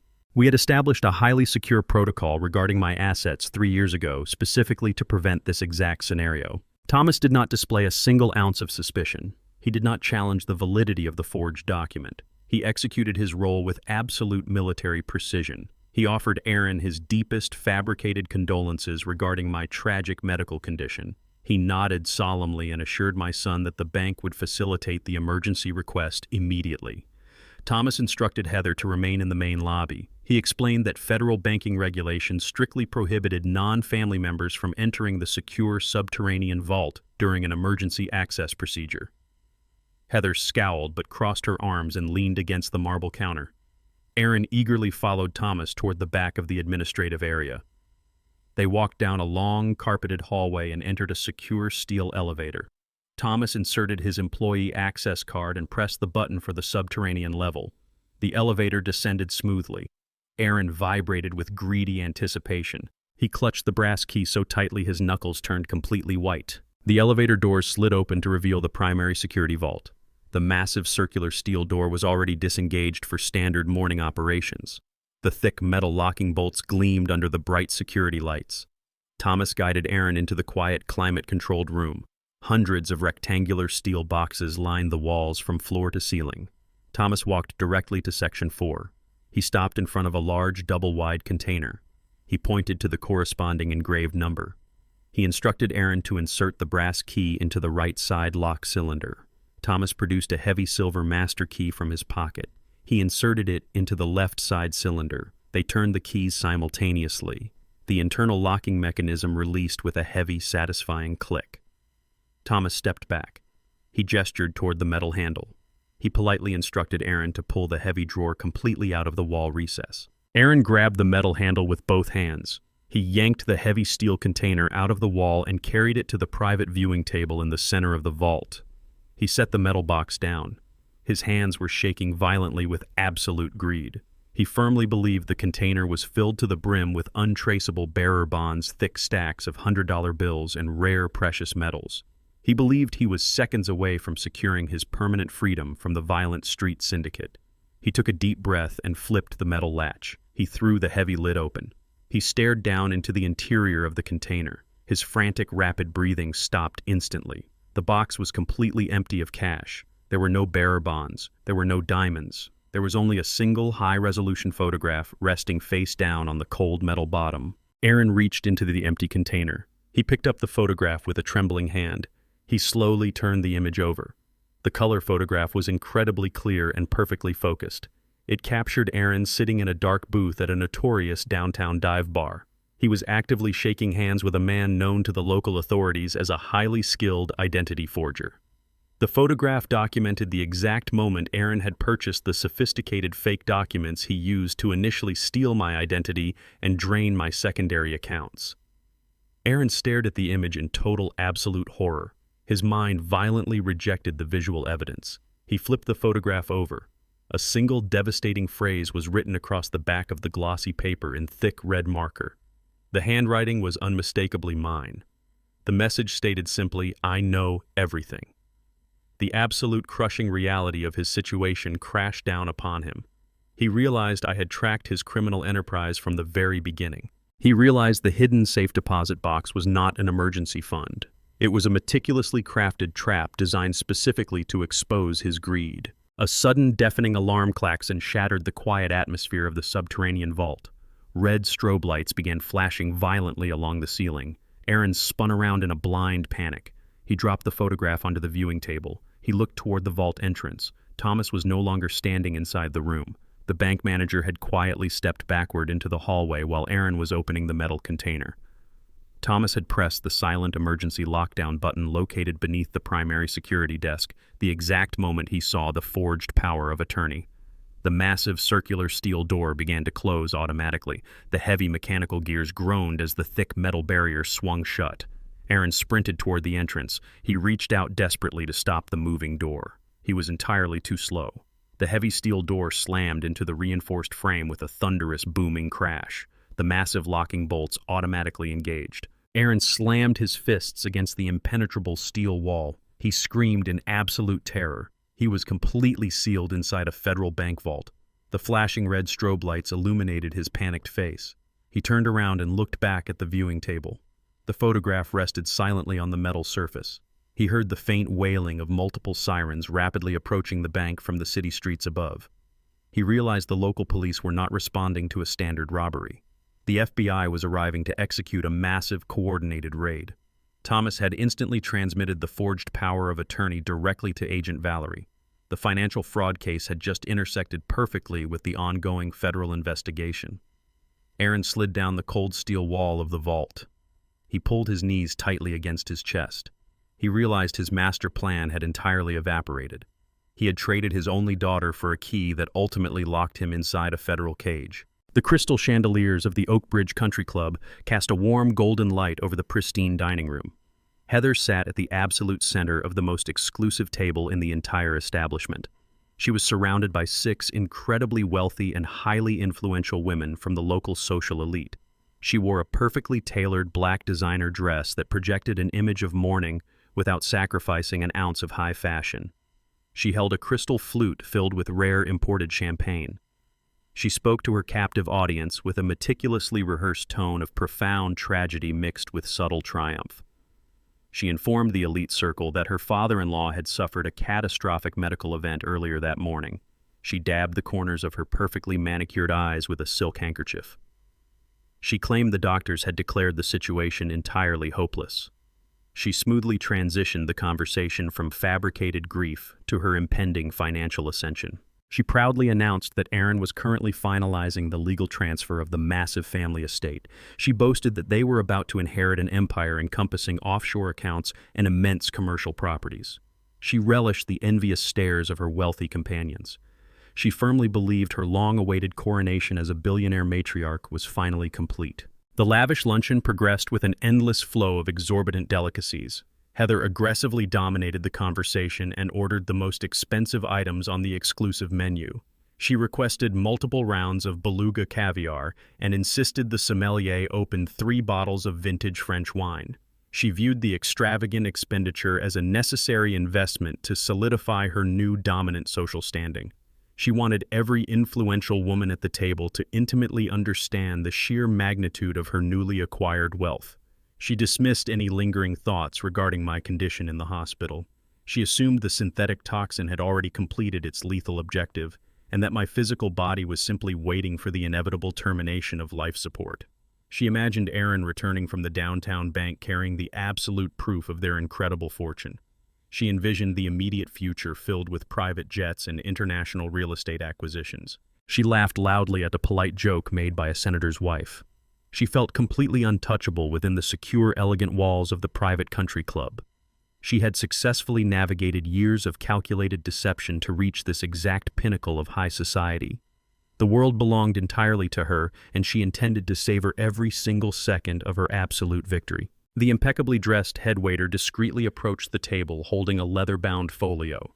He bowed slightly and presented the final bill directly to Heather. The total cost of the extravagant celebration amounted to several $1,000s. Heather smiled with absolute supreme confidence. She casually reached into her designer leather handbag and extracted her primary platinum credit card. She placed the heavy metal card onto the silver tray without even glancing at the astronomical total. She returned her immediate attention to the ongoing conversation regarding an upcoming charity gala. The headwaiter walked silently toward the administrative desk near the kitchen entrance. Heather basked in the admiring glances of her social peers. She felt the heavy burden of her past financial anxieties completely evaporating. 10 minutes passed in comfortable conversation. The headwaiter returned to the table. His professional demeanor was strained. He leaned down and whispered discreetly into Heather's ear. He politely informed her that the banking institution had declined the transaction. Heather felt a sudden sharp spike of intense irritation. She assumed her financial institution had flagged the massive charge as a potential security risk. She scoffed loudly at the sheer incompetence of the banking system and reached back into her expensive handbag. Heather pulled a secondary premium credit card from her wallet and slapped it aggressively onto the silver tray. She loudly instructed the waiter to bypass the security protocols and run the transaction again. The waiter hurried away to the terminal. The conversation at the table faltered slightly.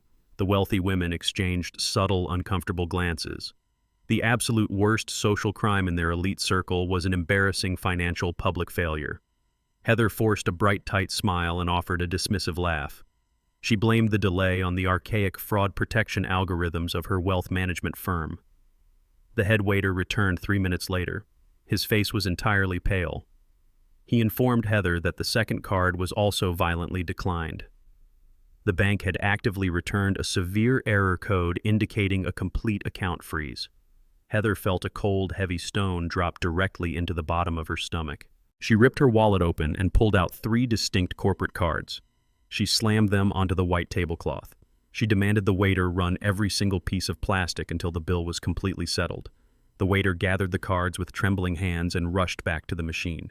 The elite women sitting around the table were now completely silent. The headwaiter returned accompanied by the senior general manager of the country club. The manager carried the entire stack of credit cards. He placed them gently onto the table. He spoke in a low, extremely serious voice. He informed Heather that every single financial account associated with her name had been permanently locked by federal order. He stated the automated terminal had displayed a direct warning to confiscate the plastic cards immediately. Heather completely lost control of her meticulously crafted social facade. The thin veneer of high society elegance shattered into a million jagged pieces. She leaped up from her chair and knocked her crystal champagne flute onto the carpet.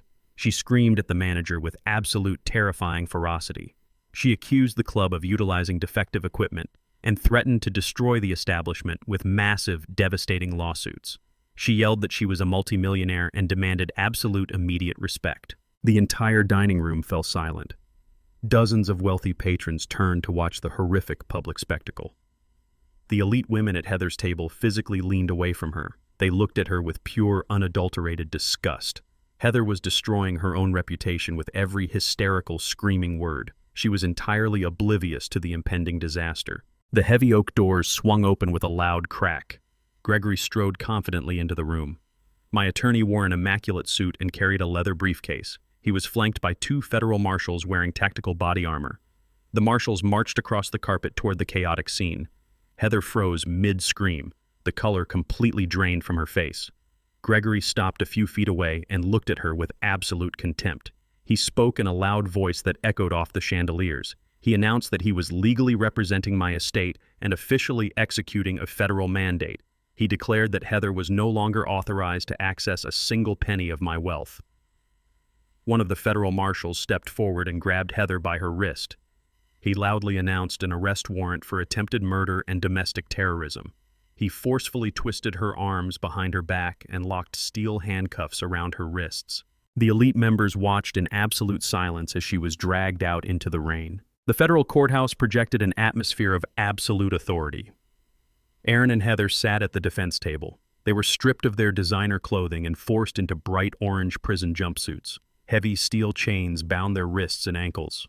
The harsh fluorescent lighting washed out Heather's remaining traces of glamour. Aaron sat slumped in his wooden chair with a posture of defeated exhaustion. They had spent 2 days separated in maximum security cells. The prosecutors outlined the mountain of irrefutable evidence against them. They faced federal indictments for domestic terrorism, attempted murder, financial fraud, and forgery. The sheer weight of the impending life sentences hung over the defense table. They refused to look at one another. Their unified front completely evaporated. The judge took her seat behind the mahogany bench and called the arraignment hearing to order. The lead prosecutor read the preliminary charges into the official record. He detailed the dark web transactions, the acquisition of the cardiovascular toxin, and the forged power of attorney. The horrific reality of their actions echoed loudly through the courtroom. Heather could no longer maintain her silence. The sheer terror of spending her life in a federal penitentiary broke her completely. She stood up abruptly. The heavy steel chains around her ankles rattled loudly. She addressed the judge directly with a trembling, theatrical voice. She executed a desperate final performance. Heather pointed a shaking finger directly at Aaron. She loudly proclaimed her absolute innocence. She stated Aaron was a violent, manipulative sociopath who completely controlled her life. She claimed she was entirely terrified of him and only followed his directives under severe psychological duress. She swore to the court that Aaron orchestrated the entire assassination plot to steal the family trust. She insisted he forced her to navigate the dark web and purchase the lethal cardiac toxin. She pleaded for leniency and offered full state testimony against her husband in exchange for immediate immunity. Aaron erupted in blind fury. He leaped out of his chair and lunged toward Heather. The marshals instantly forced him back into his seat. Aaron screamed loudly. He violently rejected her fabricated narrative. He shouted that Heather was the undeniable architect of the entire conspiracy. He told the judge that she researched the poison and personally administered the lethal dosage into the morning coffee. He screamed that she was a ruthless monster who manipulated his vulnerabilities to eliminate his father. He offered to surrender every piece of digital evidence proving her direct involvement. They viciously tore each other apart in the middle of the courtroom. Their mutual betrayal exposed the hollow core of their marriage. They possessed no loyalty. They possessed no honor. They were simply cowards trying to sacrifice one another to escape the consequences of their own actions. The judge banged her heavy wooden gavel repeatedly against the sounding block. She demanded immediate order in her courtroom. She threatened to hold them both in direct contempt if they uttered another word. The screaming match abruptly ceased. The heavy double doors at the very back of the courtroom swung open with a slow, deliberate creak. The sound drew the immediate attention of the entire gallery. The marshals stepped aside. I walked confidently through the wooden doorway and stepped onto the center aisle carpet. I was not lying in a hospital intensive care unit. I was not connected to life support machines. I was not trapped in a medical coma. I was wearing an impeccably tailored dark charcoal suit. My posture was perfectly straight. My stride was commanding. I looked healthy and undeniably alive. I walked down the center aisle toward the prosecution table. Aaron and Heather turned their heads simultaneously. They stared at me in absolute paralysis. The breath completely vanished from their lungs. Their eyes widened in profound horror. They were looking at a ghost. They firmly believed the synthetic digitalis had successfully destroyed my cardiovascular system. They rejoiced in the hospital room while mocking my supposedly impending death. The realization of their colossal failure crashed down upon them. They understood instantly that the medical coma was a highly calculated deception. They realized the hospital scenario was a sophisticated theater designed to lower their defenses and force them into making fatal strategic errors. I had personally orchestrated every phase of their destruction. I stopped directly behind the prosecution table. I looked at Aaron and Heather with a cold, unforgiving stare. I did not speak a single word. My silent presence in the courtroom was the ultimate devastating blow to their shattered reality. The judge adjusted her reading glasses and reviewed the preliminary bail recommendations submitted by the prosecution. She looked down at Heather with a stern, uncompromising expression. The judge noted the irrefutable evidence linking Heather directly to the acquisition of the lethal synthetic toxin. She cited the extreme premeditated nature of the assassination plot and the hidden financial resources discovered in her secondary offshore accounts. The judge declared Heather an extreme flight risk and a clear and present danger to the community. She struck her gavel firmly against the wooden block. She officially denied bail in its entirety. Heather collapsed into her wooden chair. She began to weep uncontrollably. Her extravagant high society dreams were permanently replaced by the brutal reality of a concrete federal prison cell. She would not see the outside of a maximum security facility until her official murder trial. The judge turned her attention to Aaron. The prosecution team had strategically submitted a highly unorthodox recommendation regarding his pretrial detention. The judge read the document and nodded slowly. She acknowledged his direct involvement in the financial fraud and the bank vault infiltration. However, she noted his secondary role in the physical procurement of the poison. The judge granted Aaron temporary pretrial release.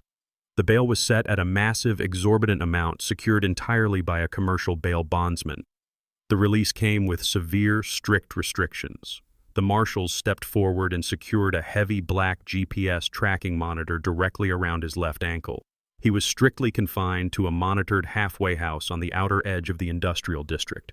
He was forbidden from accessing any electronic communication devices or leaving the county perimeter. Aaron stood up from the defense table. The heavy tracking monitor clamped tightly against his skin.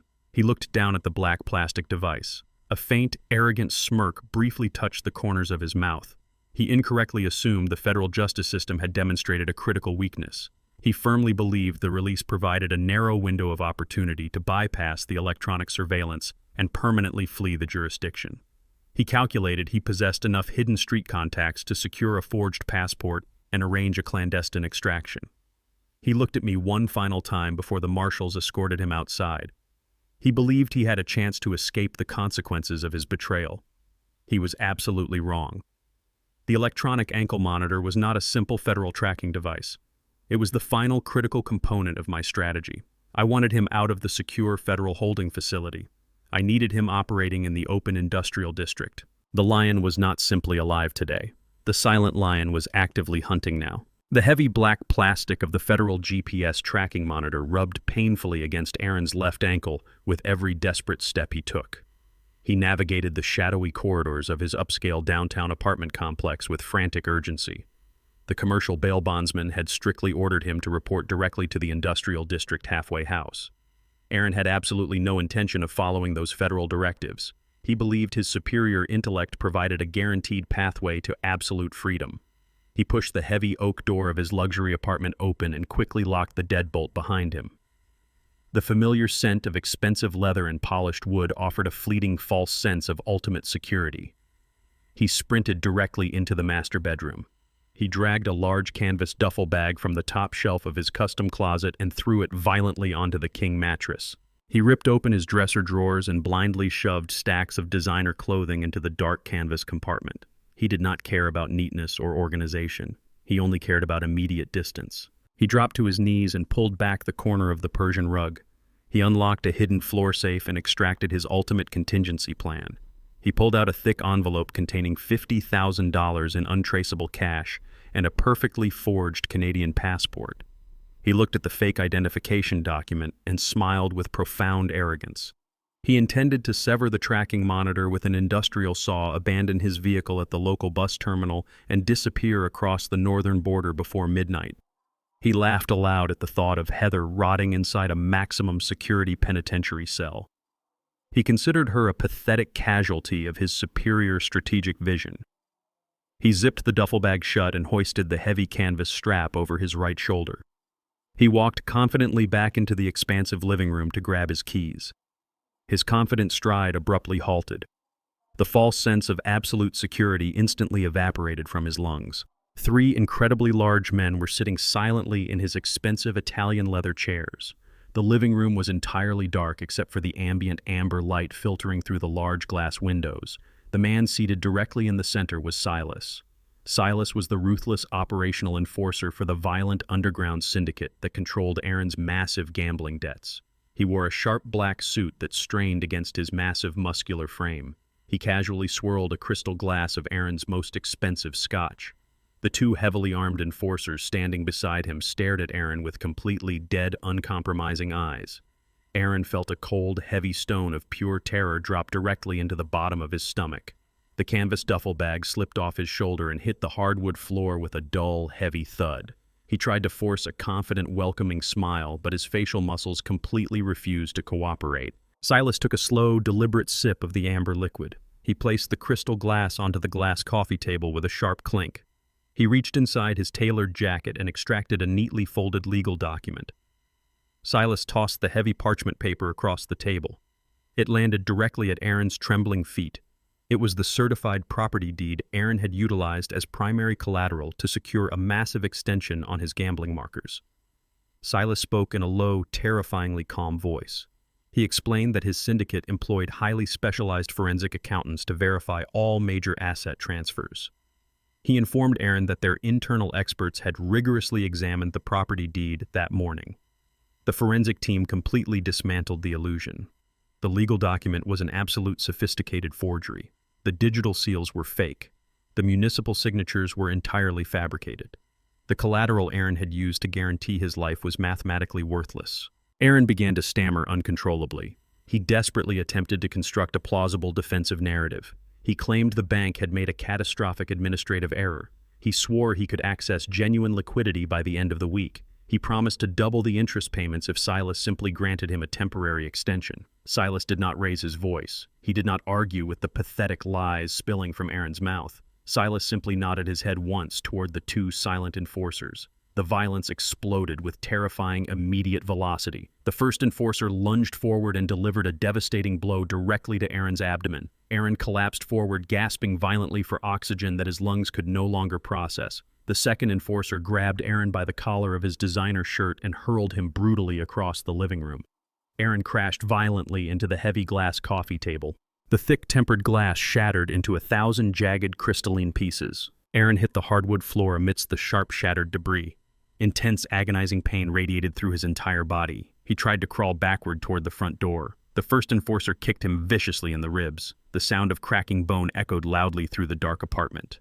Aaron screamed in absolute agony. He curled into a tight defensive ball to protect his vital organs. The 2 massive men proceeded to systematically dismantle him. They delivered precise, calculated strikes designed to inflict maximum physical suffering without triggering immediate unconsciousness. Blood poured from Aaron's broken nose and lips. Metallic copper flooded his mouth. He gagged and choked on his own blood. The brutal assault lasted exactly 3 minutes. Silas slowly stood up from the leather chair. He walked over and stood directly above Aaron's broken, bleeding form. He raised his hand. The 2 enforcers immediately stopped their assault and stepped back into the shadows. Silas looked down with supreme, unadulterated disgust. He delivered the final, irrevocable ultimatum. He informed Aaron that the syndicate required exactly $500,000 in untraceable cash. He granted Aaron exactly 24 hours to produce the complete sum. Silas leaned down and whispered directly into Aaron's bleeding ear. He promised that if the money was not secured by the following evening, Aaron would never live long enough to see the inside of a federal prison cell. He guaranteed the syndicate would extract the payment through agonizing physical torture before disposing of his body in a location the authorities would never discover. Silas straightened his suit jacket. He walked calmly out of the apartment. The 2 enforcers followed silently behind him. They left the heavy oak door wide open. Aaron lay entirely paralyzed among the shattered glass and pooling blood. Every single breath sent jagged knives of pain tearing through his broken ribs. His vision swam with dark spots. He realized that his arrogant plans were completely destroyed.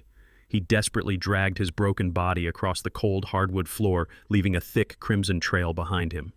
He reached his trembling hand toward his shattered smartphone resting near the open doorway. He dialed his father's number. He sobbed openly and pathetically into the receiver. He begged George for his life. George listened to the frantic, desperate sobbing echoing through the digital connection.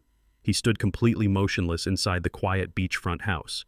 He replied with a cold, steady voice. "My protection does not extend to the man who tried to murder me." He hung up the phone. Aaron dropped the shattered smartphone onto the blood-stained hardwood floor. The dial tone echoed faintly in the silent apartment before the device finally powered down. He stared at the blank screen with absolute disbelief. His father had just condemned him to death with a single emotionless sentence. The reality of his complete isolation crashed over him. The brutal physical agony radiating from his shattered ribs was temporarily eclipsed by a wave of pure primal terror. Silas and his enforcers were not making an empty threat. The syndicate would return in exactly 23 hours to execute him slowly. Aaron dragged his broken body toward the leather sofa. He grabbed the heavy wooden leg and pulled himself up. He spat a mouthful of metallic blood onto the expensive Persian rug. He needed $500,000 in untraceable cash by tomorrow evening. He had absolutely zero financial resources. His offshore accounts were frozen by the federal mandate. His credit lines were permanently severed. His criminal associates had abandoned him the second the FBI raided the bank vault. He possessed only one remaining piece of leverage. He possessed a single target that George valued above his own life. Aaron limped into the master bathroom and splashed freezing water onto his bruised face. He stared at his swollen eyes in the vanity mirror. He actively justified the monstrous decision he was about to make. He convinced himself that George was the true villain of this narrative. He believed his father had forced his hand by withholding the family fortune. Aaron decided to kidnap his own daughter. He intended to hold Mia for a massive ransom. He calculated that George would instantly liquidate his hidden assets to ensure his granddaughter remained safe. Aaron grabbed a heavy black hooded sweatshirt from the closet to conceal his bloody shirt. He swallowed a handful of over-the-counter painkillers to dull the agonizing throbbing in his chest. He pulled a dark baseball cap low over his forehead. He checked his heavy black GPS ankle monitor. The commercial bail bondsman had restricted him to the industrial district halfway house, but he had not technically breached the perimeter yet. He knew stepping near the elementary school would instantly trigger a proximity violation. He did not care. He only needed 30 minutes to grab the child and disappear into the city underground. He sneaked down the rear fire escape of the luxury apartment building to avoid the lobby's security cameras. He stole a heavy iron crowbar from a maintenance closet and smashed the driver window of an old utility van parked in the alleyway. He hot-wired the ignition with trembling, bloody fingers. The engine roared to life. Aaron threw the transmission into gear and sped aggressively toward the coastal suburbs. The afternoon sun cast long shadows across the suburban streets. He navigated the residential roads with frantic, erratic precision. He parked the stolen utility van 2 blocks away from Oak Creek Elementary School. He turned off the engine and watched the digital clock on the dashboard. The final school bell was scheduled to ring in exactly 14 minutes. Aaron gripped the steering wheel so tightly his bruised knuckles turned completely white. He ignored the shooting pain in his fractured ribs. He focused entirely on the desperate extraction plan. He intended to intercept Mia before she boarded the county transit bus. He would force her into the back of the van and immediately transmit a ransom video to the secure email server. The loud electronic bell echoed across the sprawling school campus. Hundreds of children poured out of the double-glass doors and flooded the concrete courtyard. Yellow school buses lined the main thoroughfare. Aaron stepped out of the stolen van. He pulled the dark hood over his head and kept his face angled toward the pavement. He walked rapidly toward the designated student pickup zone. He scanned the chaotic crowd of screaming children and exhausted teachers. He spotted Mia instantly. She was walking alone toward the Eastern Transit stop. She wore a bright yellow raincoat and carried a heavy canvas backpack. She looked incredibly small against the backdrop of the massive brick building. Aaron felt a brief fleeting surge of parental guilt. He instantly crushed the emotion and replaced it with absolute selfish survival instinct. He accelerated his pace and intercepted her directly behind a large oak tree near the edge of the staff parking lot. Aaron stepped out from the shadows and blocked her path. Mia stopped abruptly. She looked up at the battered, bleeding face of her father. She did not display a single ounce of fear or surprise. Her young eyes were completely cold and resolute. Aaron reached out and grabbed her small wrist with his heavy hand. He squeezed her arm tightly and ordered her to remain completely silent. He told her they were leaving immediately. He fabricated a frantic lie about a family emergency. He claimed George had suffered a fatal medical complication and they needed to rush directly to the hospital. Aaron attempted to drag her toward the hidden utility van. He vastly underestimated the young girl George had actively trained and protected. Mia did not scream initially. She planted her feet firmly onto the wet pavement and threw her weight backward. She refused to move a single inch. She looked directly into the panicked eyes of her father. She told him calmly that she knew he was lying. She stated George was perfectly healthy and waiting for her at the beachfront house. Aaron lost his remaining patience. He cursed aggressively and lunged forward to physically lift her off the ground. Mia immediately engaged the tactical protocol George had taught her. She reached her free hand across her body and aggressively pressed the thick red panic button embedded on the side of her waterproof smartwatch. The sophisticated military-grade device instantly transmitted a silent priority distress signal directly to the local police department and the school administration office. Mia did not wait for the authorities to arrive. She utilized her own physical agency. She opened her mouth and unleashed a deafening, piercing scream that echoed violently across the entire school campus. She yelled that a stranger was attempting to kidnap her. She dropped her heavy canvas backpack directly onto the injured foot of her attacker. Aaron gasped in sudden pain and briefly loosened his grip. Mia ripped her wrist free and sprinted backward toward the crowded courtyard. Aaron panicked completely. He lunged forward to grab her yellow raincoat. He never reached her. Two massive school security guards heard the piercing scream and charged across the asphalt. They tackled Aaron simultaneously from the side. The sheer kinetic force of the impact drove Aaron violently into the hard pavement. His fractured ribs cracked audibly against the concrete. He screamed in pure, blinding agony. The guards pinned his arms aggressively behind his back and pushed his face against the wet gravel. Aaron tasted blood and dirt. He struggled pathetically against their immense weight. He realized his final desperate contingency plan had failed spectacularly. The black ankle monitor emitted a loud tone. Armed police swarmed the elementary school. His final desperate act guaranteed he would never escape prison. The oak doors swung shut, sealing the fate of the two individuals at the defense table. Aaron and Heather sat inches apart, but a massive chasm of hatred divided them. Aaron wore a bright orange security jumpsuit. His fractured ribs were a direct consequence of his failed kidnapping attempt and his encounter with the syndicate. Heather wore an identical orange uniform. Her posture was slumped. She stared at the mahogany table. The criminal trial commenced on a cold Tuesday morning. The prosecution spent days outlining the facts of the assassination plot and the forged power of attorney. The burden of proof shifted entirely to the defense. Heather hired an aggressive attorney known for theatrical manipulations. He stood up from his chair and walked slowly toward the jury box. He buttoned his suit jacket and projected sympathetic sorrow. He began his opening argument by abandoning any claim of factual innocence. He knew the digital and financial evidence was insurmountable. He pivoted to an emotional narrative of psychological abuse. He painted Heather as a vulnerable woman trapped in a toxic environment. He pointed toward the gallery where I was sitting. He accused me of being a tyrannical patriarch who utilized my wealth to torture my family. He claimed I held my wealth over them like a weapon. He stated I dictated their lives and humiliated Heather at every opportunity. He told the jury his client was pushed to a mental breaking point. He argued the acquisition of the lethal toxin was an act of pure survival. He painted Aaron as an oppressed victim who snapped under my expectations. The defense attorney paced back and forth across the floor.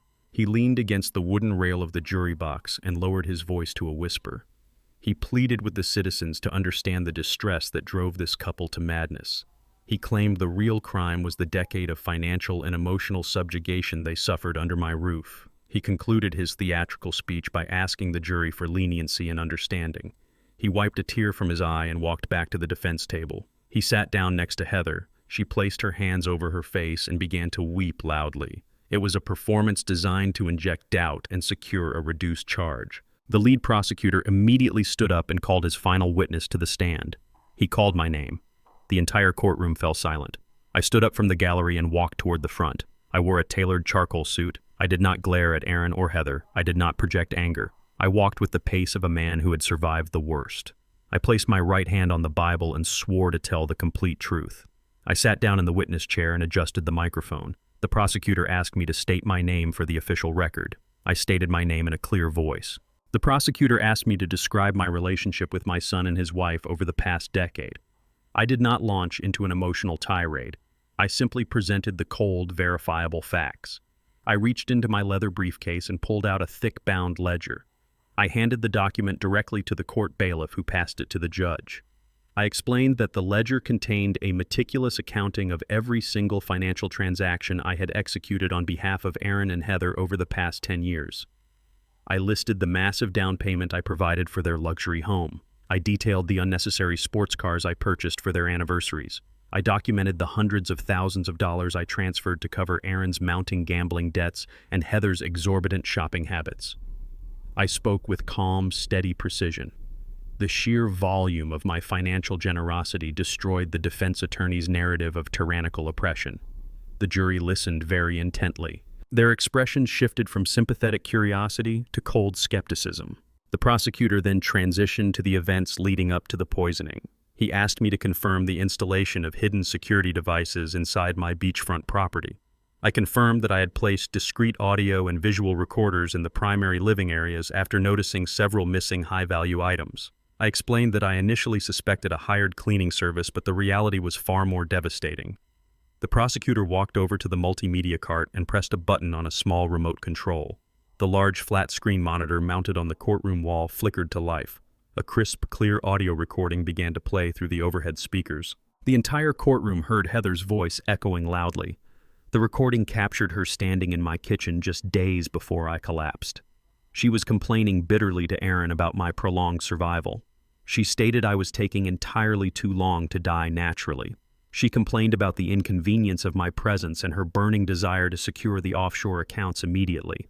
The audio captured the distinct sound of glass clinking against ceramic. The recording caught Aaron asking if she was measuring the dosage correctly.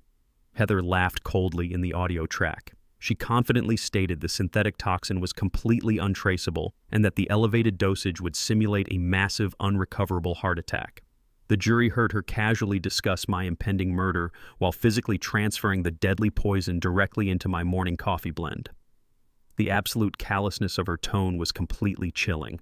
It was not the voice of a fragile, terrified woman pushed to the brink of madness. It was the voice of a cold, calculating predator executing a flawless assassination for pure financial gain. The audio recording ended with a sharp click. The silence that followed was suffocating. Heather stopped her weeping immediately. She stared at the monitor with absolute horror. Aaron slumped forward until his forehead rested against the table. The defense attorney lowered his head into his hands. He realized his emotional narrative was incinerated. He had built a house of cards, and I had crushed it with undeniable truth. The lead prosecutor turned to the defense attorney and offered him the opportunity to cross-examine the witness. The defense attorney stood up slowly. He looked at the jury. He looked at the staggering mountain of financial ledgers. He looked at the blank screen that had just broadcast his client's absolute guilt. He shook his head defeatedly. He stated he had no questions for this witness. He sat down heavily in his leather chair. The fight was completely drained from his body. The 12 jury members turned their collective gaze toward the defense table. They looked at Aaron and Heather with pure, unadulterated disgust. There was no sympathy left in the room.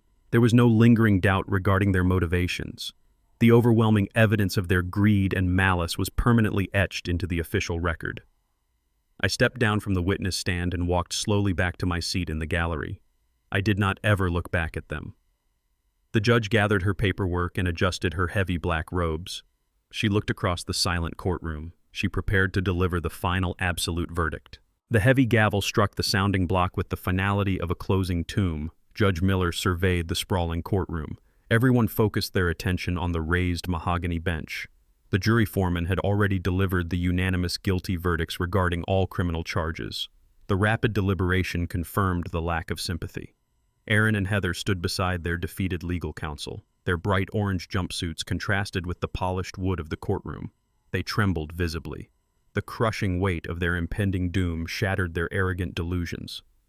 Judge Miller adjusted her reading glasses and looked directly at Heather. The judge spoke with a voice devoid of human compassion. She stated the court recognized the chilling malice required to plan the murder of a family member for financial gain.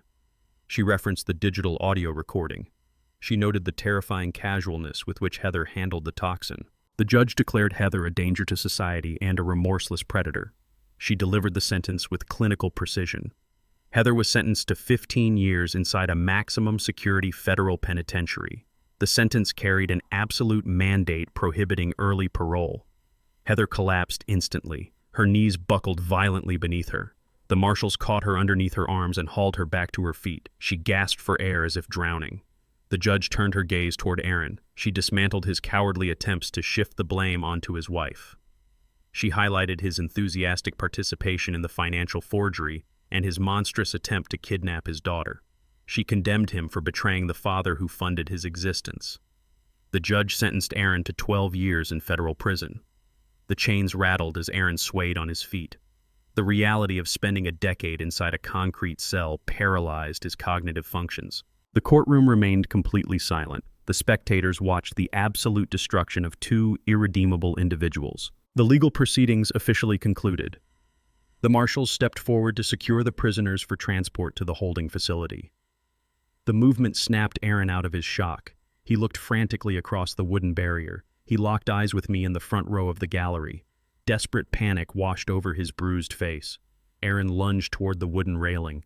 The heavy steel chains bit deeply into his wrists. The marshals yanked him backward, but he fought frantically against their grip. He screamed my name loudly across the room. He begged for immediate mercy. He cried hysterically. He claimed he was completely lost and confused. He swore he never wanted me to die. He promised to spend the rest of his natural life making amends for his sins. He pleaded with me to speak to the judge and demand leniency. He degraded himself entirely in front of the gallery.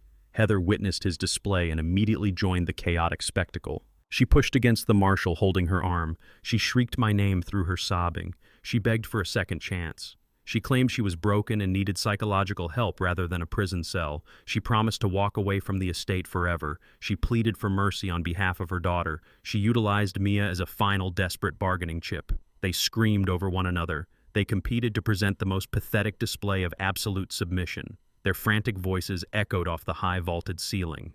The spectators watched the humiliating spectacle with intense physical revulsion. Their performative grief held zero remorse.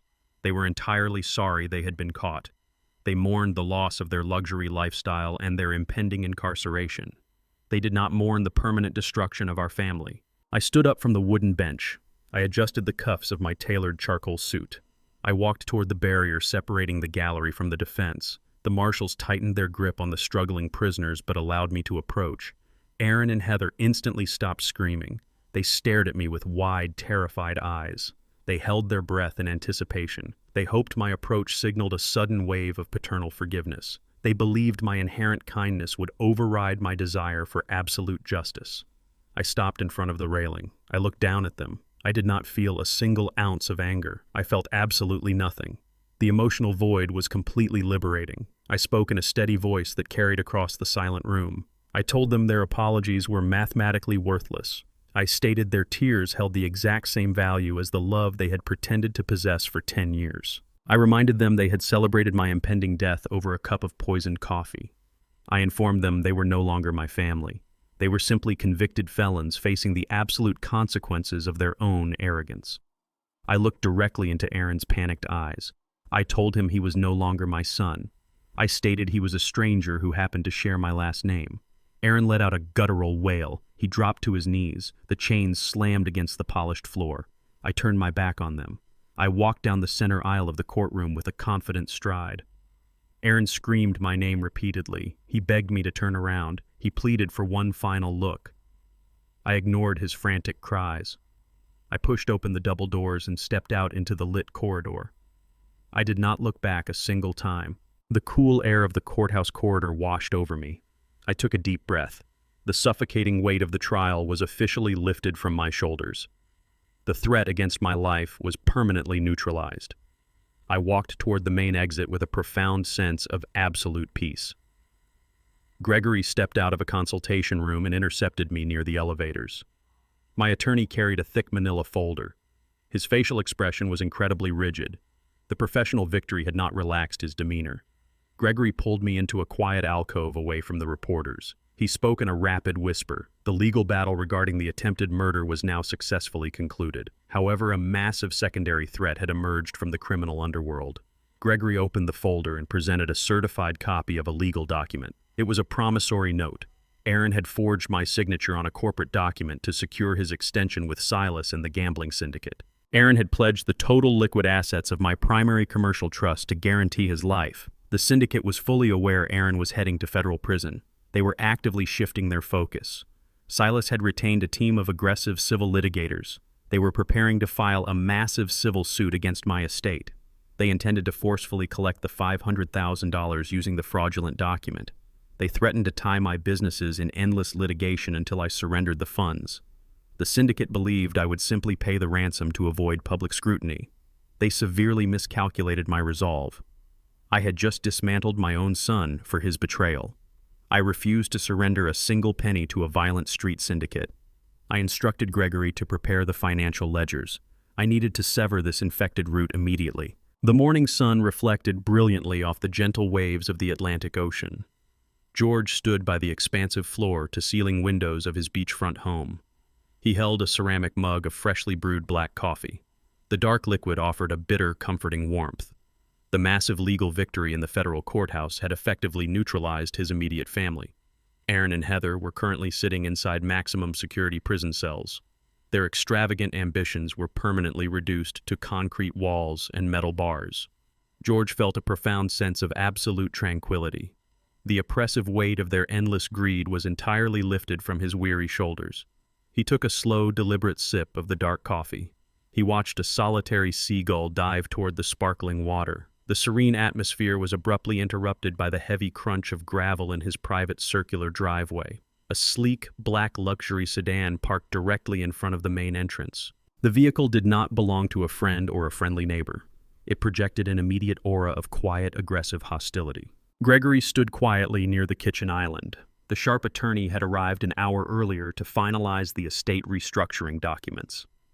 Gregory looked out the window and his professional demeanor instantly hardened. He recognized the specific make and model of the vehicle. Two large men wearing dark tailored suits stepped out of the front doors. They scanned the perimeter with the cold, detached efficiency of professional enforcers. A third man emerged from the rear passenger seat. He wore a highly expensive gray suit and carried a slim leather briefcase. His posture screamed of corporate arrogance mixed with violent underworld authority. This was the syndicate lawyer. He represented the ruthless loan shark who held Aaron's massive fraudulent debt. Silas had sent his absolute best legal predator to collect the $500,000. The syndicate operated on a strict policy of absolute collection. They erroneously believed George would easily surrender the money to protect his family name and avoid a violent confrontation. They severely miscalculated the specific type of man they were dealing with today. A loud, heavy knock echoed through the quiet beachfront house. George did not flinch. He placed his ceramic coffee mug onto the polished granite countertop. He walked calmly toward the heavy oak front door. Gregory followed closely behind him, holding a thick manila folder. George opened the door wide. The cold ocean breeze swept into the foyer. The syndicate lawyer stood on the welcome mat with a predatory smile. He introduced himself smoothly as Mr. Vance. He claimed to represent a highly motivated consortium of private investors.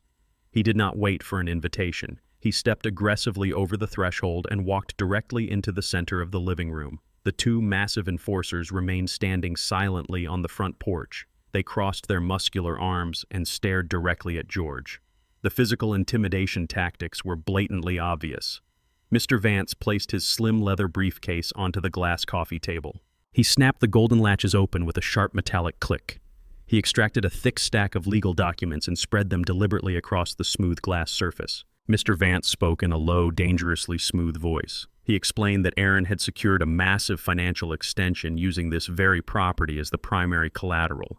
He pointed directly to a specific document containing a signature that looked remarkably similar to George's handwriting. He stated the debt was immediately due and payable in full. He demanded a direct wire transfer of $500,000 by the end of the business day. He leaned forward and dropped his polite corporate facade. He threatened to place an immediate aggressive lien on the beachfront house. He claimed his consortium would tie the estate up in endless suffocating litigation. He promised to freeze every single liquid asset George possessed. He then lowered his voice to a menacing whisper. He offered a heavily veiled threat regarding George's physical safety. He casually mentioned that beachfront properties were unfortunately highly isolated. He noted that emergency services often took a considerable amount of time to respond to distress calls in this specific affluent neighborhood. He suggested that paying the $500,000 was a very small price to guarantee a long, peaceful, and uninterrupted retirement. George listened to the entire extortion pitch in absolute silence. He did not show a single trace of fear. He did not break eye contact with the arrogant lawyer. He simply observed the man with cold clinical detachment. George had just dismantled his own son and daughter-in-law without shedding a single tear. He had navigated a sophisticated assassination attempt and orchestrated a flawless federal trap. The veiled threats of a street-level syndicate completely failed to register on his emotional spectrum. George looked at the forged promissory note resting on the glass table.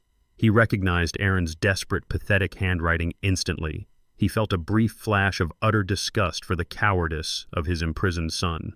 Aaron had genuinely tried to sell his father's sanctuary to a group of violent criminals to save his own miserable life. George slowly shifted his gaze back to Mr. Vance. He did not raise his voice. He simply nodded his head once toward his attorney. Gregory stepped forward with absolute professional authority. He completely ignored the forged documents on the coffee table.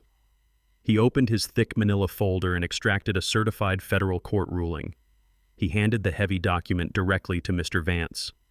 The syndicate lawyer took the paper with a confused frown. He scanned the dense legal text. His predatory smile completely vanished. Gregory spoke with a voice like sharpened steel. He officially informed Mr. Vance that the signature on the collateral document was mathematically and legally proven to be a complete forgery. He cited the specific federal trial transcripts where Aaron's massive financial deception was meticulously documented and entered into the permanent government record. He explained that the federal judge had already ruled the promissory note entirely void and legally unenforceable. The document Mr. Vance was using for extortion was absolutely worthless. It was nothing more than a piece of trash generated by a desperate convicted felon. Mr. Vance stared silently at the federal seal on the court ruling. The color slowly drained from his shocked face. Gregory stepped closer to the syndicate lawyer and delivered the final absolute ultimatum. He informed Mr. Vance that George possessed immense untraceable offshore wealth. He clearly stated that if the syndicate ever contacted George again, George would personally fund a massive, relentless federal RICO investigation against their entire organization. Gregory promised to hire the most ruthless private intelligence firms operating globally today. He swore to map out every single illegal operation and hand the comprehensive dossier directly to the FBI. Mr. Vance looked up and stared directly into George's cold, unblinking eyes. The lawyer realized he was dealing with an apex predator who had just destroyed his own family without flinching even once. The entire syndicate was completely and utterly outmatched. Mr. Vance quickly gathered his absolutely worthless papers, turned, and fled the beautiful beachfront house instantly.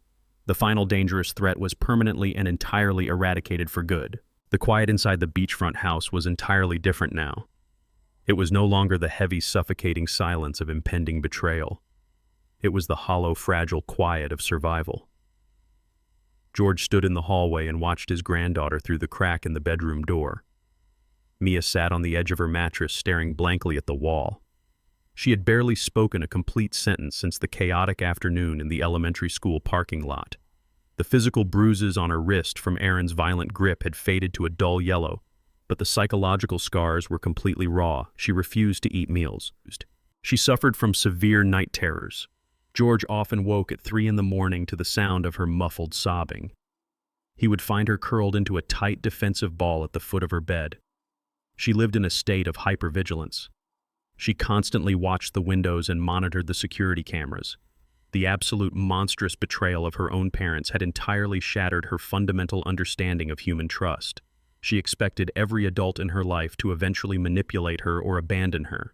She waited for George to drop his protective facade and reveal a hidden selfish motive. George refused to offer her empty platitudes. He knew that whispering sweet fabricated promises would only deepen her profound suspicions. He did not tell her that everything was fine or that the bad memories would simply vanish with time. He respected her intelligence entirely too much to lie to her. He understood that she needed a very tangible foundation to ground her completely shattered reality. She needed physical proof that the world still contained solid, immutable objects. He walked directly into her bedroom and told her to put on a pair of heavy denim jeans and an old cotton shirt. Mia followed him silently out the back door and across the paved driveway. The salty ocean breeze whipped her hair across her pale face. George unlocked the heavy reinforced steel door of his detached workshop. He flipped a heavy electrical switch on the concrete wall. 2 rows of bright fluorescent lights flickered to life. They illuminated the massive space. The air smelled sharply of motor oil and metallic dust. In the absolute center of the concrete floor sat his vintage pickup truck. The vehicle was a massive, heavy, hulking mass of solid American steel that had sat dormant for several years. George walked over to the front of the truck and released the heavy metal hood. He propped it open to reveal the complex, tangled machinery of the dormant engine. He walked over to a tall, red metal tool chest and pulled open the top drawer. He extracted a heavy silver wrench and walked back to the vehicle. He held the heavy, cold metal tool out directly toward his granddaughter. Mia stared at the wrench with absolute hesitation. She did not understand what he was asking her to do. George instructed her to take the tool and step up to the bumper. She slowly took the heavy wrench from his hand. The weight of the solid steel grounded her instantly. George did not offer a gentle, comforting lecture. He pointed directly to a rusted bolt securing the alternator bracket. He told her to place the wrench over the hexagonal metal head and pull with her entire body weight. Mia stepped onto a small wooden stool and positioned the tool exactly as instructed. She pulled backward with maximum effort. The rusted bolt refused to yield. She looked at George with a frustrated, defeated expression. She expected him to simply take the wrench away. George did not intervene. He told her that rusted metal required absolute stubborn persistence. He instructed her to adjust her grip and utilize the mechanical leverage of the steel handle. Mia set her jaw and leaned back with all her remaining strength.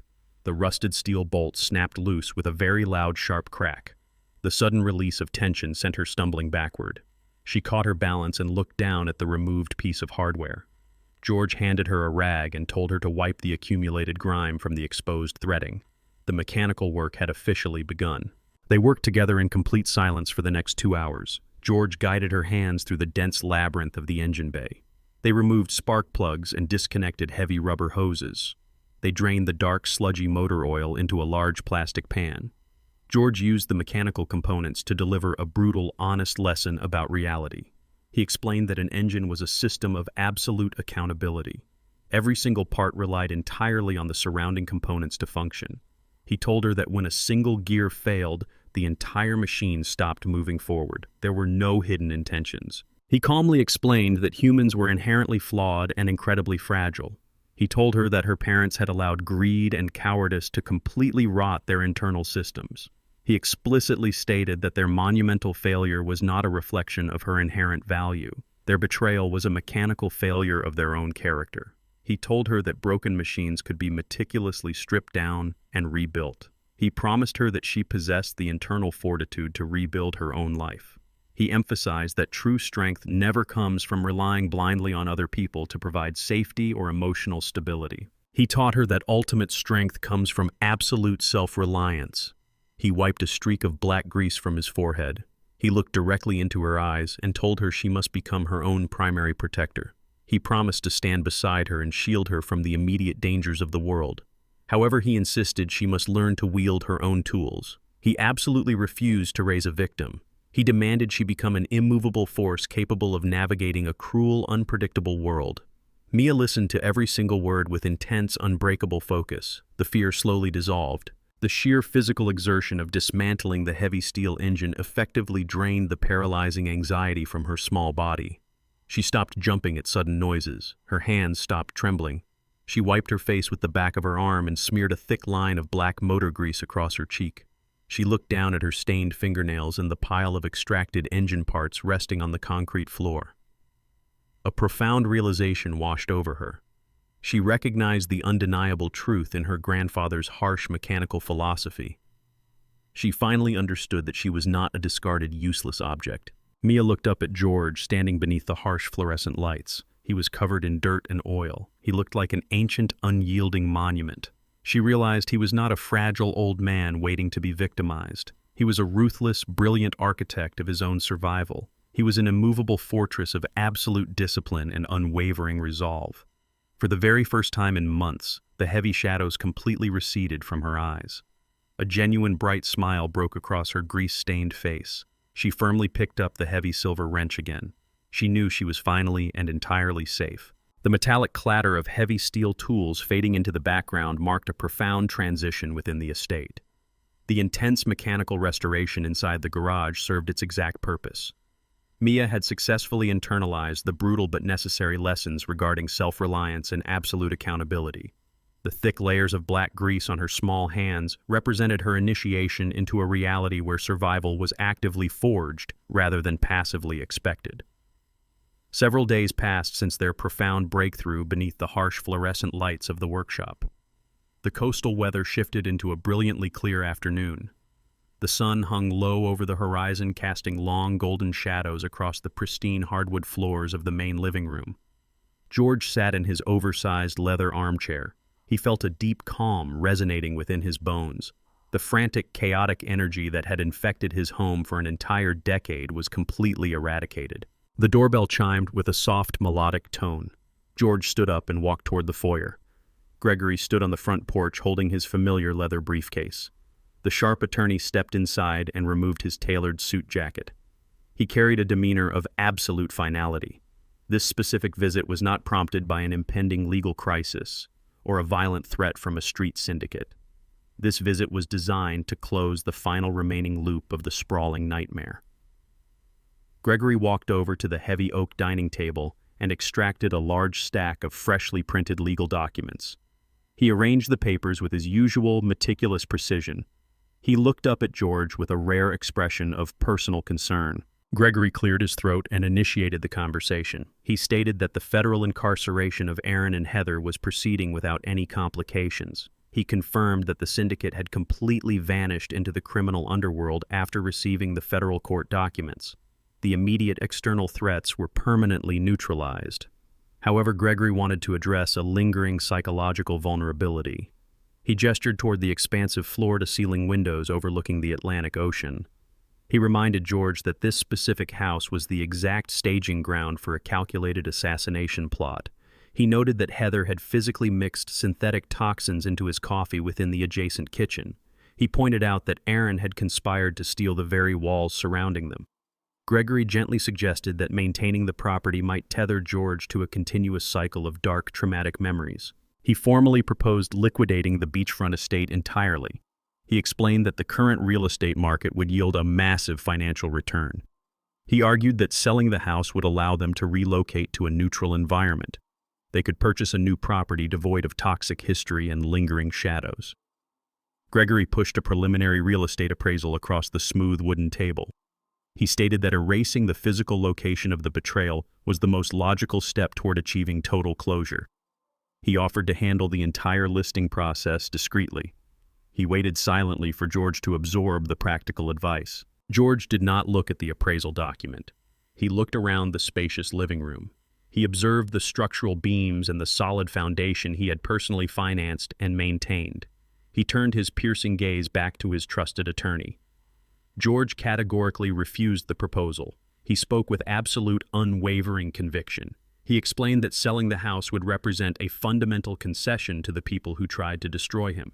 It would mean allowing the failed ambitions of two convicted felons to dictate his geographical reality. Running away from a physical location surrenders power to the ghosts of the past. George refused to let Aaron and Heather claim any form of victory even in their absence. He declared that the house was not a monument to their treacherous betrayal.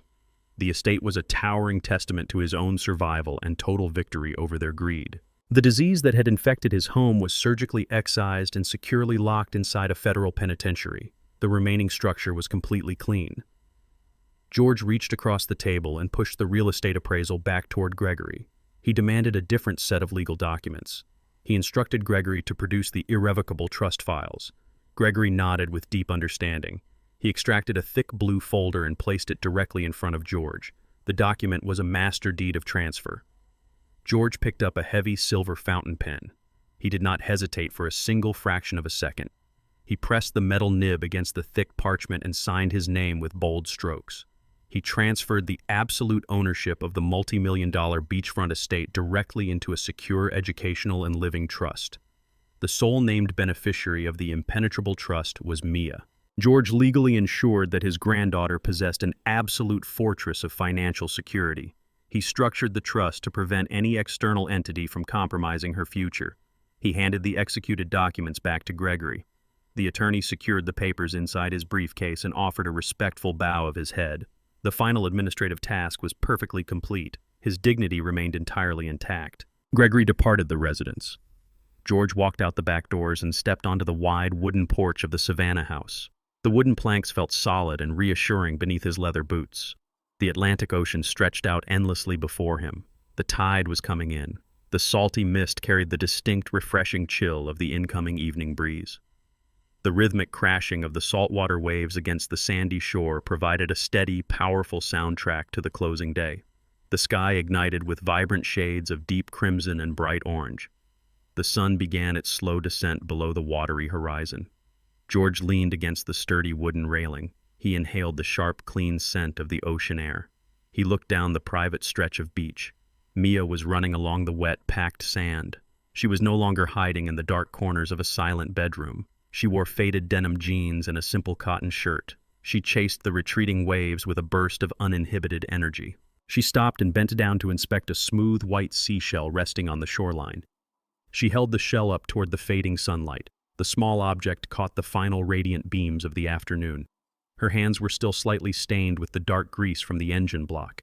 The mechanical grime was a permanent badge of her newly discovered resilience. She looked back toward the house and saw her grandfather standing on the elevated porch. She did not see a vulnerable elderly target. She saw an immovable fortress guarding her existence. Mia waved her hand in the air and smiled widely. A genuine bright expression of absolute freedom radiated across her young face. George raised his hand and offered a subtle, confirming wave in return. The sprawling, multi-generational conflict was entirely over. The suffocating manipulation and the relentless financial greed were permanently eradicated from his reality. The natural order of his world was restored. George stood on his wooden porch and watched the ocean swallow the last remaining sliver of the sun. A silent, formidable peace reigned over his life.